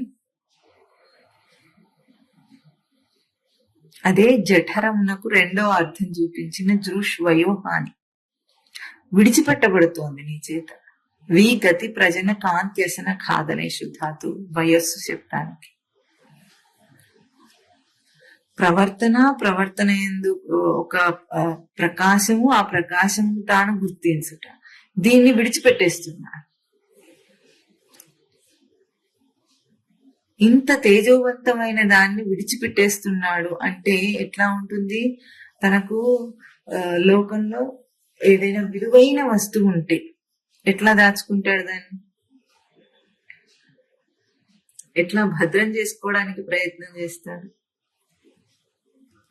ఇంట్లో చెప్పులకు స్థానం ఎట్లా ఉంటుంది? ఒక బంగారు నగకు స్థానం ఎట్లా ఉంటుంది? రెండూ తను వాడుకుంటున్నవే. అయినా సరే విలువ గుర్తింపులో దాని విలువని ఎట్లా గుర్తించి తీసుకుంటాడు, దీన్ని ఎట్లా వదిలేస్తాడు. అట్లాగే సంసారంలో ఉన్న తాను ఈ రెండింటిని బ్యాలెన్స్ చేసుకుని, చెప్పులు తను వాడుకునేవి, బంగారము తను వాడుకునేది కేవలం లౌకికంగా. కానీ దాని విలువ ఎటువంటిది? చెప్పులకి ఇంటి బయట స్థానం ఎట్లా ఇస్తాడో, బంగారానికి లౌకికంగా తన భద్రమైన స్థానం నందు ఎట్లా దాచుకుంటాడో, అట్లాగే సంసారి ప్రవర్తించాలి. అప్పుడు బయటపడతాడు దీని నుండి. అంటే ఈ అబద్ధమైన జగత్తులో ప్రవర్తిస్తున్నప్పుడు దాని స్థానం ఎటువంటిది? తన గ్రహింపుకు బయట, ఇంటి బయట చెప్పులు వదిలేసిన. చెప్పులు ఎటువంటివైనా సరే ఇంటి బయటనే విడవబడతాయి, లోపలికి తీసుకోవడం ఎట్లాగో అట్లాగే ఈ జగత్తులో తను ప్రవర్తిస్తున్నది ఎంతదైనా సరే, తను అక్కడ ఉన్నట్లుగా అనుకున్నా సరే దాన్ని తన గ్రహింపులోకి తీసుకోకుండా రక్షించుకోవాలి. తన గ్రహింపులోకి ఎట్లా ఉండాలి? దాని విలువ లేదు అన్నట్లుగా ఈ లోకంలో ఎవరు ప్రవర్తిస్తారో వాడికి జఠరం అనే ఆ పదము జని ప్రాదుర్భావే ధాతువు చేత చెప్పినట్లు అవుతుంది. అంటే రెండు అంశములు అక్కడే ఉన్నాయి. తాను గుర్తించటము, గుర్తింపును విడిచేయటం, రెండు తన ఆ ఒక్క ప్రవర్తనలోనే ఉన్నాయి. ఒక ప్రవర్తనలో గుర్తింపు, ఇంకో ప్రవర్తనలో గుర్తింపు విడిచేయటం అనేవి లేవు. ఎప్పుడైతే ఒక ప్రవర్తన జరిగిందో గుర్తింపును విడిచేయటం, జగత్తు యొక్క గుర్తింపును గ్రహింపును లోపలికి రానివ్వకుండా ఆపేయటము, తన గ్రహింపును తాను తీసుకోవటం. ఇది ఎప్పుడు చేస్తాడో తనను చుట్టివేసిన ముర అనే లక్షణం. ముర అంటే తనకి ఏమిటంటే బాహ్య లౌకిక దృష్టి సత్యం అనుకొని తన చుట్టూ వలయాలు ఏర్పరుచుకున్నాడు. దానికి రూపం ఎంత అంటే తన దేహము, తన దేహంతో సంబంధిత వ్యక్తులు, ఆ సంబంధిత వ్యవహారము, ఆ వ్యవహారంలో సత్యం అనుకోబడే ఆచారాలు, ఫ్యాషన్లు అన్నీ అవే. ఏది లేకుండా మాత్రం నేను బతకగలను అంటాడు. ఇవేవి అసత్యం అయినా కూడా ఏది లేకుండా నేను బ్రతకగలను అని సాధకుడు కూడా ప్రశ్న వేస్తాడు. ఏది లేకుండా అసలు బ్రతకలేకుండా ఉండడానికి ఏమి అవసరం ఇవన్నీ? నిన్ను బ్రతుకోకుండా చేసేవి ఇందులో వేటికి శక్తి ఉంది?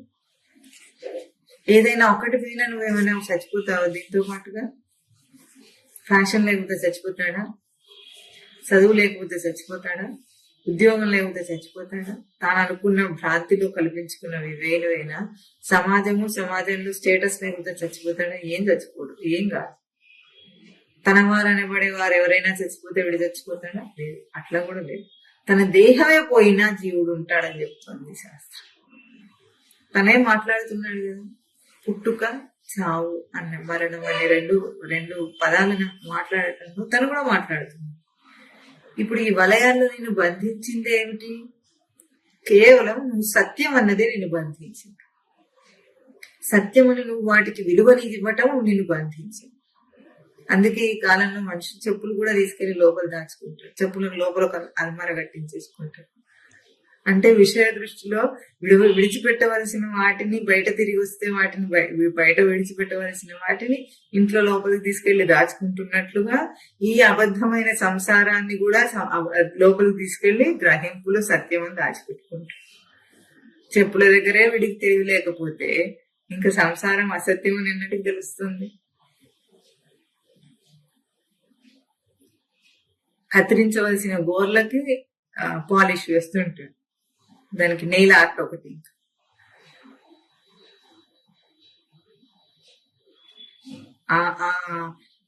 నిర్జీవమైన కణములైన జుట్టు మీద వాడికి అంత భ్రాంతి, హెయిర్ స్టైల్ చేసుకుంటాడు. అంటే జగత్తు సత్యం అని నిరూపించుకోవడానికి వాడు చేసే ఆ ప్రయత్నాలన్నీ ఎట్లా ఉంటాయో ఇటువంటి వాటిలో ఉపమానంగా మనం చూడవచ్చు. ఆ నిర్జీవమైన గోర్లకేమో పాలిష్ వేసుకుంటాడు, చైతన్య రూపాన్ని మాత్రం గుర్తించాడు. ఊడిపోతే అతికించుకునే ప్రయత్నమైనా చేస్తాడు. చివరికి జగత్తు నుండి ఊడిపోతుంటే వీడు అతికించుకునే ప్రయత్నం చేస్తాడు. నిన్న ఎట్లా చెప్పుకున్నాము, కన్ను దృశ్యములన్నింటినీ తుడిచేస్తోంది, కానీ అయినా వీడు అతికించుకునే ప్రయత్నం చేస్తాడు. సృష్టిలో ఏ ఒక్కటి కూడా నువ్వు ఎంత భ్రాంతిలో ఉన్నా కూడా నీ దగ్గర నిలవడానికి అవకాశం ఇవ్వలేదు. శ్రవణం ఏం చేస్తుంది? శబ్దములన్నింటినీ తుడిచేసింది. ఇంతవరకు ఏమేమి విన్నామో అవి ఎక్కడ రికార్డ్ అయి లేవు, అంతటా అన్ని తుడవబడినాయి.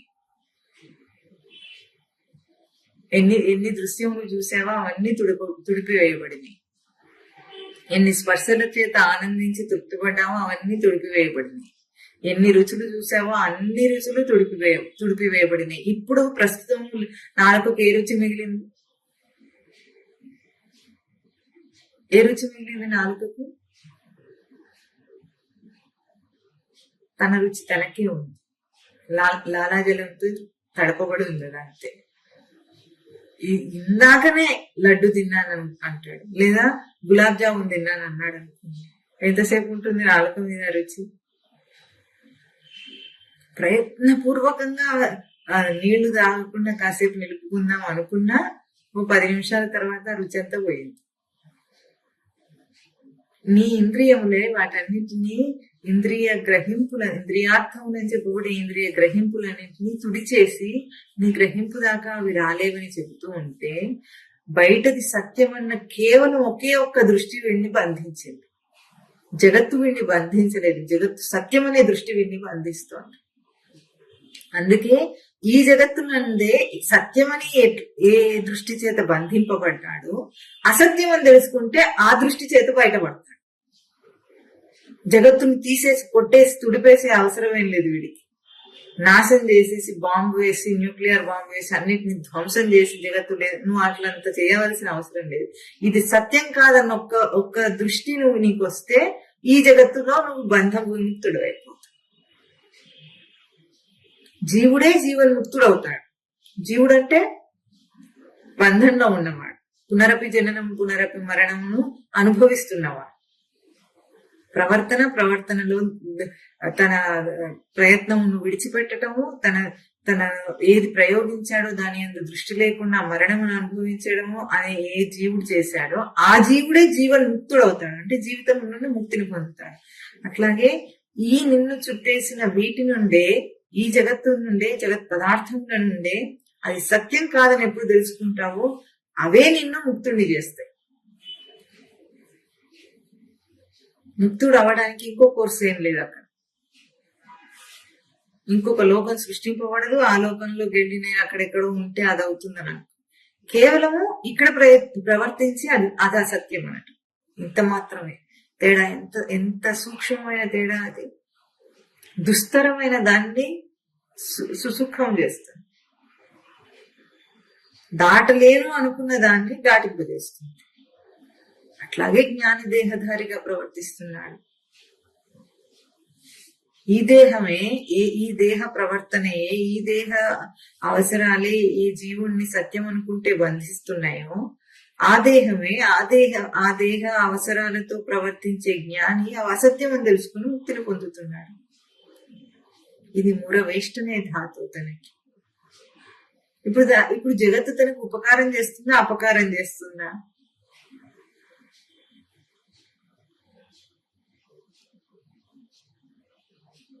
ఉపకారం చేస్తుందని అనుకోవాలన్నా తన గ్రహింపే, అపకారం చేస్తుంది అనుకోవాలన్నా తన గ్రహింపే. అంటే బంధం తెచ్చుకోవాలన్నా నువ్వే చేసుకోగలవు, ముక్తిని కూడా నువ్వే చేయగలవు.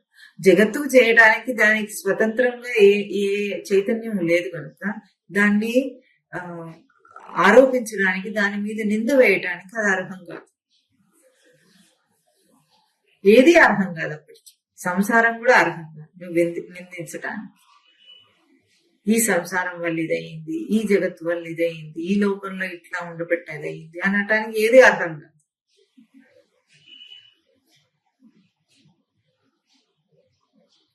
లోకంలో ప్రసిద్ధంగా అందరికీ తెలిసింది, ఒక కత్తి ఇస్తే కత్తిని ఎట్లా చూస్తాడు ఎవరైనా?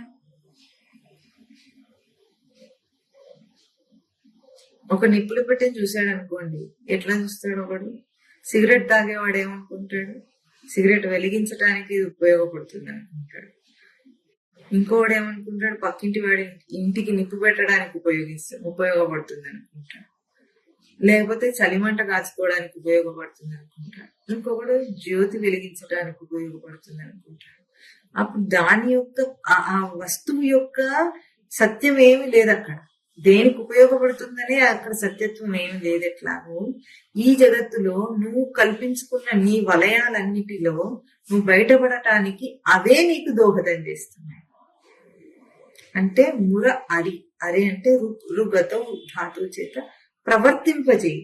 ఒక్కొక్క దాన్ని పలికిస్తే నీ పలుకు అక్కడ పలుకుతుంది. ఇప్పుడు బయట వస్తువుని దేహాన్ని పలికించడంలో ఇందాక తేడా మనం గమనించాం. ఎట్లాగో దేహం నందు ఏ మూలనైనా సరే నిన్ను నువ్వు గుర్తించడానికి అది ఎప్పుడూ సిద్ధంగా ఉంది, ఏర్పాటుగా ఉంది. కానీ బయట వస్తువు ఎట్లా ఉంది? తాత్కాలికంగా పలికిరింపే. మనం పలికిస్తే తాత్కాలికంగా ఉన్నట్లు కనిపిస్తోంది, కానీ ఆ తర్వాత దాని జడ స్వరూపంలో అది వెళ్ళిపోతుంది. కానీ దేహంలో ఉన్నంతసేపు తనకు అట్లా లేదు. అందుకే జన్మ మరణం అనే రెండు కూడా దేహంతో పోల్చి పునరపి జననం పునరపి మరణం అన్నారు. దేహంలో ఉన్నందు ఏ క్షణానైనా తను పలికించగలడు. ఇంత మనము మనస్సు గురించి ఎంతో విచారణ చేస్తున్నాం. మనస్సు అంటే ఒక గ్రహింపు, అభౌతికమైన గ్రహింపు.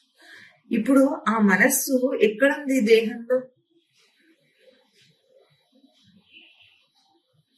ఎంత ప్రయత్నం చేసినప్పటికీ కూడా ఈ కర్రలో మనం మనస్సును పెట్టలేం. మనస్సు ఈ కర్రనందు ప్రవర్తించలేదు. ప్రవర్తించలేదు. కానీ దేహంలో మనస్సు ప్రవర్తించగలుగుతుంది. ఒక అభౌతిక రూపము భౌతికం నందు ప్రవర్తించగలుగుతుంది. ఎట్లా జరిగింది? జీవకణం ఉన్నంత మాత్రం చేతనే మనస్సు ప్రవర్తించగలుగుతుంది అక్కడ. అంటే ప్రోటోప్లాజం, ఈ దేహం అంతా ప్రోటోప్లాజం కాబట్టి జీవకణములు ఉన్నాయి కాబట్టి ఆ జీవకణంలో తనను తాను పలికించుకున్నాడు కాబట్టి మనసు ప్రవర్తించగలుగుతుందా? ఈ కర్రలను మనసు ప్రవర్తించలేకపోతుందంటే ప్రోటోప్లాజం లేదు, నీకు జీవకణం లేదన్నప్పుడు ఆ జీవం అనే అంశములకు అర్థం ఏమిటి? ఇది పాంచభౌతికమే. ఈ దేహంలో ఉన్న కణములు కూడా పాంచభౌతికమే. కేవలము పదార్థంతో మాట్లాడితే, మెటీరియల్ తో మాట్లాడితే పాంచభౌతికమే, దాని కాంబినేషన్ వేరే అయ్యి ఉండొచ్చు.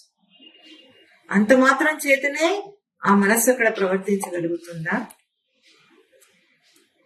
జీవుడు ఏం పలకరిస్తున్నాడు అక్కడ?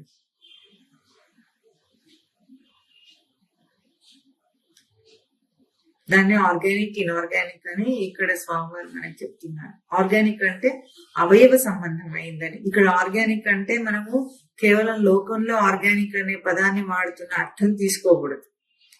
ఆర్గన్ కి సంబంధించింది ఆర్గానిక్ అని చెప్తున్నారు. ఇక్కడ స్వామివారు చెప్పే అర్థం ఏమిటంటే అవయవ సంబంధమైంది అని. అవయవం అంటే నిరవయవం, అవయవం. ఇన్ఆర్గానిక్ అంటే ఈ అర్థంలో ఈ రెండు పదాలు వాడబడుతున్నాయి. ఇంగ్లీష్ లో ఆర్గానిక్, ఇన్ఆర్గానిక్ అని చెప్పే వాళ్ళ అర్థాలు కాకుండా ఇక్కడ ఆర్గన్ అంటే అవయవం కనుక ఆర్గానిక్ అంటే అవయవ సంబంధమైంది అని. ఆ అవయవ సంబంధమైన ఆ జీవకణము ప్రవర్తించడానికి ఏ ఏ నిర్మాణం ఉంది అక్కడ, ఇది మనం అర్థం చేసుకోవాలి. లోకంలో అంటే ఆ దేహానికి బయట దానికి వ్యత్యాసాన్ని మనం ఇక్కడ అర్థం చేసుకుంటున్నాం.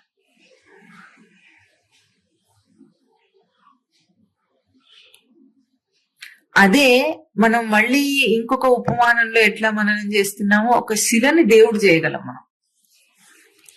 ఆ దేవుడు కదిలొచ్చి తనకు ఆసరా కూడా ఇవ్వగలడు. భక్తితో ప్రార్థిస్తే ఆ శిల నుండే దేవుడు కదిలొస్తున్నాడని కూడా మాట్లాడగలుగుతున్నాం మనం. అంటే ఇది ప్రవర్తింపజేయటానికి తను చేస్తున్నది ఏమిటి, దేని యొక్క ప్రయోగం చేస్తున్నాడు అక్కడ. ఇది మనిషికి ఆలోచింపదగిన విషయం. కేవలం పంచమహాభూతములతో మాట్లాడినప్పుడు గాని, కేవలం ఒక మెటీరియల్ గా మాట్లాడినప్పుడు గాని ఈ సత్యం తనకు అర్థం కాదు. ఎప్పుడు అర్థం అవుతుందంటే, గ్రహింపు అన్న ఒక లక్షణాన్ని తను ఎట్లా ప్రవర్తింపజేయగలడో ఆ ప్రవర్తనను ఒక్కసారి అనుభవంలో గుర్తిస్తే, ఇప్పుడు మనం మాట్లాడుతూ ఉంటే నాకు అర్థం అవుతుంది అన్న ఒక ప్రవర్తన తెలుస్తోంది మనకి. ఆ అర్థమయ్యేది ఏ రూపంలో ఉంది? జడ పదార్థమునందు కూడా మనం దీని గురించి మాట్లాడితే మనకు అర్థమవుతుంది. ప్రవర్తనలో, స్వానుభవంలో, కదలిక రూపంలో అర్థమవుతుంది. ఏదైనా సరే అర్థమవుతుంది అన్న రూపంలో ఉంది గాని భౌతికంతో పోల్చిన గ్రహింపు లేదు తనకి. ఇది ప్రతి క్షణము తనకు అర్థమయ్యేది. కానీ దీన్ని అర్థం చేసుకోకుండా ఏమంటున్నాడు, సత్యం బయటనే కనిపిస్తోంది వాడికి. మనస్సు మారటం అనే మాట మాట్లాడతాం కదా మనం. నా మనసు మారిపోయింది. మనసు మారిపోతే దేహం ఆటోమేటిక్ గా సంతోషంగా ఉన్నప్పుడు ఆరోగ్యంగా ఉంటుంది, సంతోషంగా లేనప్పుడు అది అనారోగ్యంగా ఉంటుంది. ఇది కూడా మనకు తెలుస్తోంది. అంటే లోపల ఏ రూపంలో దాన్ని మార్చేస్తున్నాం.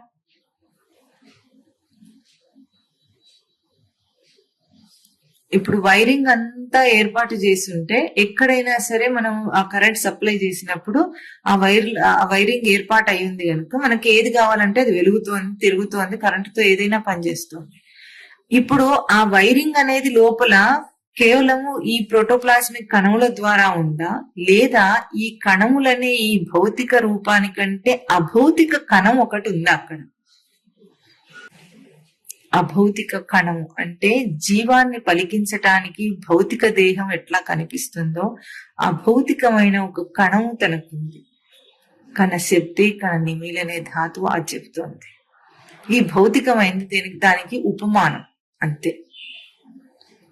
ఈ ఉపమానాన్ని అర్థం చేసుకుని దాన్ని పట్టుకోవడానికే గాని, అందుకే ఒక జ్ఞాని ప్రవర్తించేటప్పుడు జడతలేక నుండి జడుని భంగి అంటాడు. అంటే తనకు దేహం మీద తనకు ధ్యాస మాత్రం కూడా లేని స్థితి కూడా వస్తుంది. అప్పుడు కూడా మెదడు నుండి అన్ని కనెక్షన్స్ ఉన్నాయి, వాడికి అన్ని నొప్పులు వస్తే వాడికి సిగ్నల్ వస్తుంది, వాడికి తెలుస్తుంది. కానీ జడుని భంగి జడత లేక ఉంటాడు, జడత్వం లేకుండా జడుని లాగా ఉంటున్నాడు. అంటే అభౌతిక రూపమైన కణంలో జీవిస్తున్నాడు కానీ భౌతిక కణంలో లేడు తాను. అందుకే దేహ ధ్యాసను విడిచిపెట్టగలడు జ్ఞాని. అది మనకు అనుభవంలో లేదా అంటే ప్రతి చిన్న వాటిల్లో చిన్న చిన్న అల్పమైన సంతోషాలకు మనం ఇవన్నీ ప్రయోగం చేస్తున్న వాళ్ళమే. కావాలనుకున్నప్పుడు తను సంతోషంగా ఉన్నప్పుడు నొప్పి తెలియకుండా తను ప్రవర్తించకుండా ఉన్నవాడు ఎవడన్నా ఉన్నాడా? దీనికి పరమస్వామి గారు చెప్పే ఉపమానం ఎట్లాగో, తనకు 105 డిగ్రీల జ్వరం ఉంది, కూతురు పెళ్లి. కేవలం ఇంత అల్పమైన సాంసారికమైన ఒక సాధించే ఒక గొప్పతనం కోసమే అంత దేహధ్యాస లేకుండా తిరగగలిగిన మనిషి కేవలం అభౌతిక రూపంలో తన కణములను పలికించుకుంటే తన స్థితి ఎట్లా ఉంటుందో ఊహించుకోవాలి మనం. కేవలం బయటిది పెళ్లి అంటే ఎంత ఒక టెంపరీ తంతు అది. అందులోనే అంత ఉత్సాహం పెట్టినంత మాత్రం చేతనే దేహానికి ఉన్న బాధని పూర్తిగా విస్మరించి తిరగగలుగుతాడు మనిషి, ఎంత పనైనా చేయగలుగుతున్నాడు. ఇప్పుడు అక్కడ దేహం యొక్క బాధ అవన్నీ సిగ్నల్స్ బ్రెయిన్ కి వెళ్ళటం అవన్నీ లేవా? ఉన్నాయి కదా, ప్రోటోప్లాస్మిక్ బాడీని అప్పుడు కూడా. కానీ తన దాకా అవి రావటం లేదు. ఎందుకు? ఆ గ్రహింపుని తీసుకోవడానికి ఏ అభౌతిక కణాలు ఉన్నాయో వాటిని అప్పుడు దాని ధ్యాసలోకి తీసుకోలేదు. తన చిత్తం అంతా అభౌతికమైన ఒక తృప్తి ఆ పెళ్లి చేయటంలో ఎట్లా నిలిపాడో అట్లాగే ఈ అభౌతికమైన కణముల పలకరింపు, జననము, అభౌతికమైన మరణమును మనము ఇక్కడ ఊహించి అయినా సరే, ఊహాత్మకం కాదది, తనకు తెలుస్తోంది అనుభవం రూపంలో. దాన్ని ఒక్కసారి ఆలంబనగా ఈ దేహంతో పోల్చిన ఉపమానం ఆలంబనగా తీసుకొని అనుభవించే ప్రయత్నం చేయాలి. అక్కడ మురారి లక్షణం ఉంది తనకి. అక్కడ ఏవి కూడా తనని చుట్టే వలయాలు లేవు ఆ అభౌతిక స్థానంలో. ఈ అభౌతిక స్థానాన్ని ఊహించటం కాదు, మనిషికి ఉపమానంగానే, ఊహ కాదు అది, ఉపమానంగా తీసుకోవడానికే తన భౌతిక దేహము, భౌతిక చేష్టలు, భౌతిక వ్యవహారము, భౌతిక విషయములు.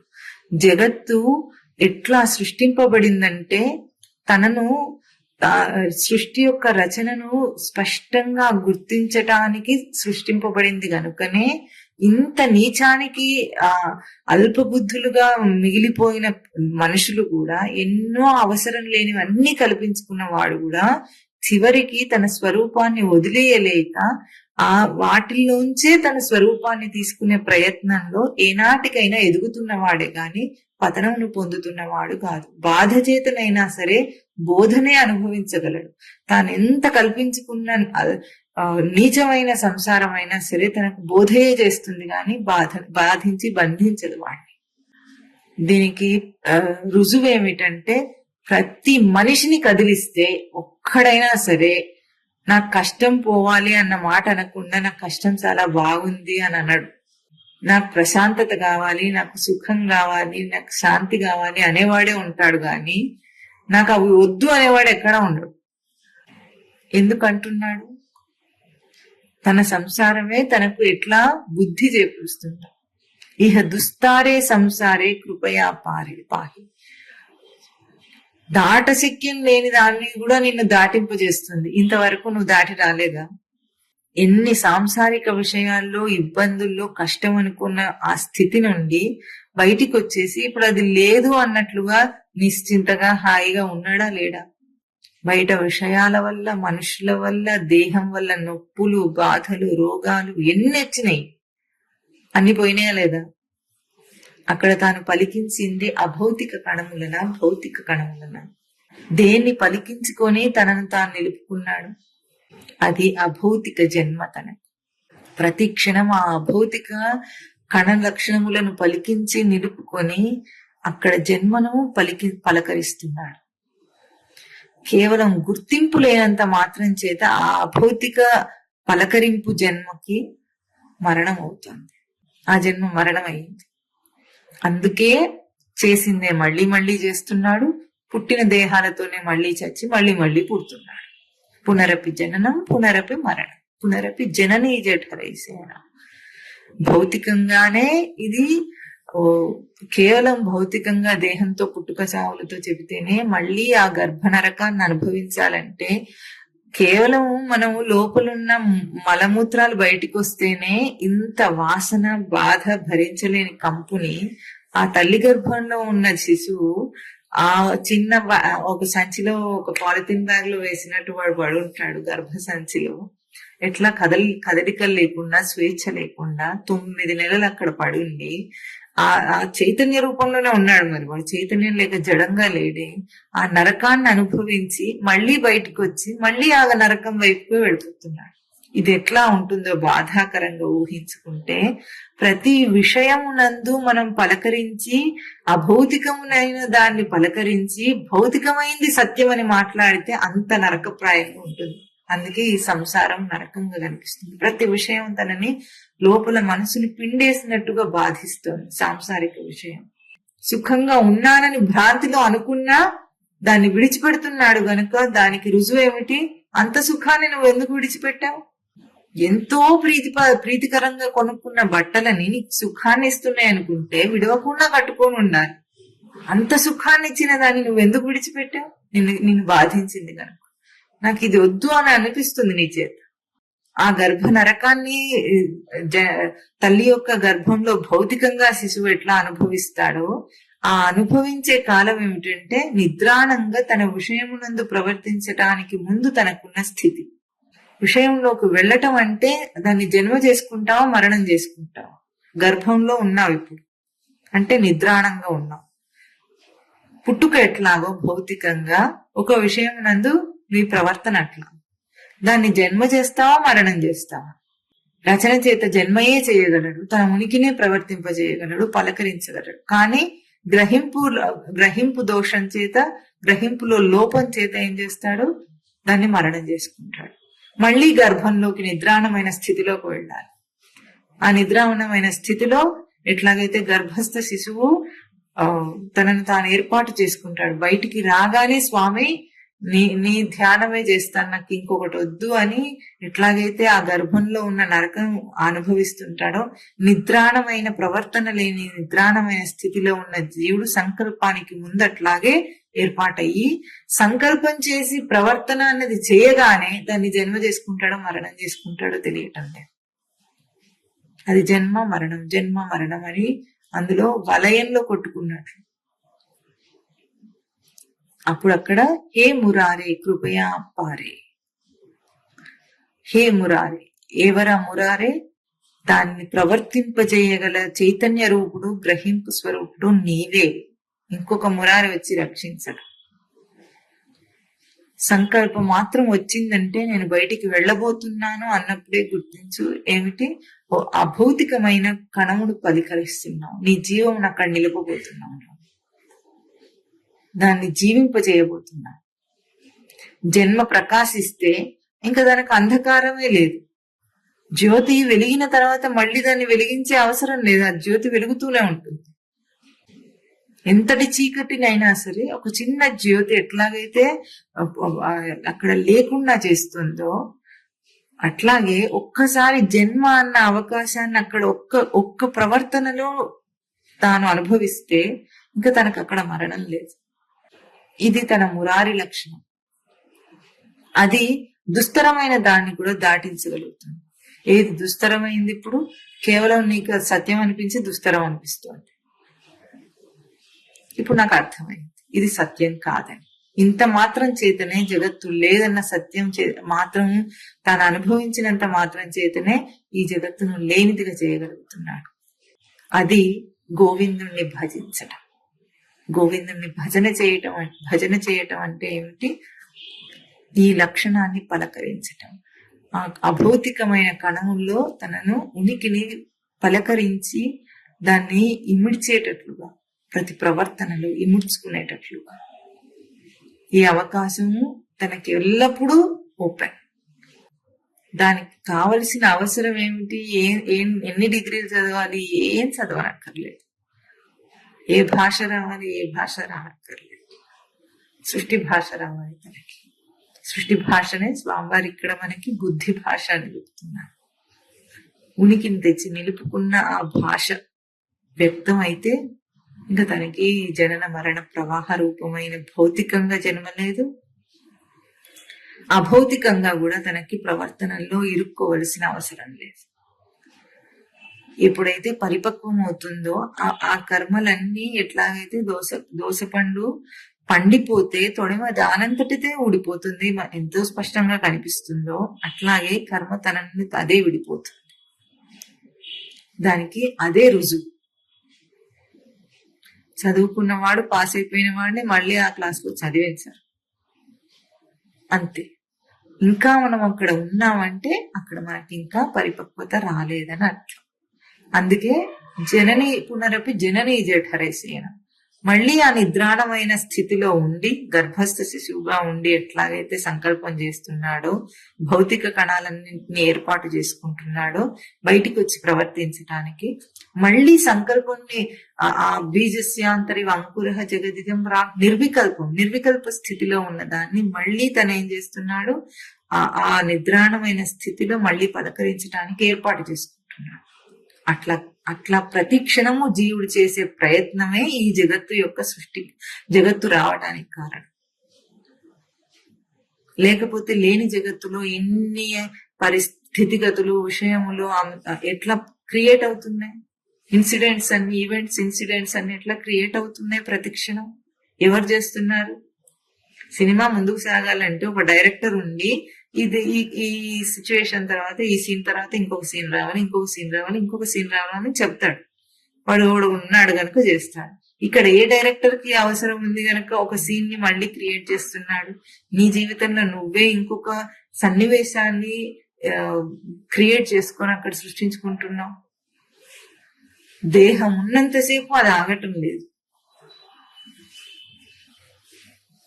ఈ పునరపి జననీ జఠరేసేన, ఆ జననీ జఠరం అనే నిద్రాణమైన స్థితిలో, డార్మెంట్ స్థితిలో నువ్వు మళ్ళీ ఆ ప్రవర్తనకి వెళ్లే ముందు ఏర్పాటు చేసుకునే చిత్తాన్ని ఆ గర్భం అంటుంది. ఒక్కసారి ఏర్పాటైన దాని నుండి జన్మ చేసేసుకుంటే మళ్ళీ మరణం కాకుండా ఉంటే మళ్ళీ జననీ జఠరేసేనం అక్కర్లేదు. ఇప్పుడు ఇంకా మళ్ళీ అడగడు, పునరపి జననం పునరపి మననం పునరపి జనని జఠరేసేన ఇహ సంసారే బహుదుస్తారే కృపయా పారే పాహి మురారే. మళ్ళీ మళ్ళీ మళ్ళీ ఎందుకు పుడుతున్నాను, ఎందుకు చేస్తున్నాను ఈ ప్రశ్న వాడికి రాదు. నేను పుట్టలేదని తెలుసుకుంటాడు. భౌతిక దేహం సత్యం కాదని ఎప్పుడు అర్థమయ్యిందో వాడు పుట్టినవాడు కాదు, చచ్చేవాడు కాదు. బంధంలో ఉన్నానని అనుకుంటే నాకు ముక్తి కావాలి. ఈ బంధమే అసత్యం అని తెలుసుకుంటే నిత్యముక్త స్వరూపమే నేనని తెలుసుకున్న వాడికి ముక్తి ఉన్నదే. ఇప్పుడు మళ్ళీ తెచ్చిపోవలసిన అవసరం ఎట్లా లేదో అట్లాగే ఈ పుట్టే దేహం నేను కాదు, ఈ మరణించే దేహం నేను కాదు, ఈ ప్రవర్తించే విషయములు నేను కాదు, ఆ విషయం యొక్క సత్యత్వం నేను కాదు అని ఎవరు తెలుసుకున్నారో ఈ 3వ స్థాయిలో కూడా వాడు ముక్తుడే. వాడికే నిజమైన ఈ మురారి లక్షణం ప్రవర్తించింది. ఇదే గోవిందుని భజన చేయటం, తన ప్రజ్ఞ లక్షణాన్ని దర్శనం చేయటం. భజ గోవిందం భజ గోవిందం గోవిందం భజ మూఢమతే సంప్రాప్తే సన్నిహితే కాలే నహి నహి రక్షతి డుహ్రీకరణే పునరపి జననం పునరపి మరణం పునరపి జననీ జఠరే శయనం ఇహ సంసారే బహుదుస్తారే కృపయా పారే పాహి మురారే. ఓం తత్ సత్.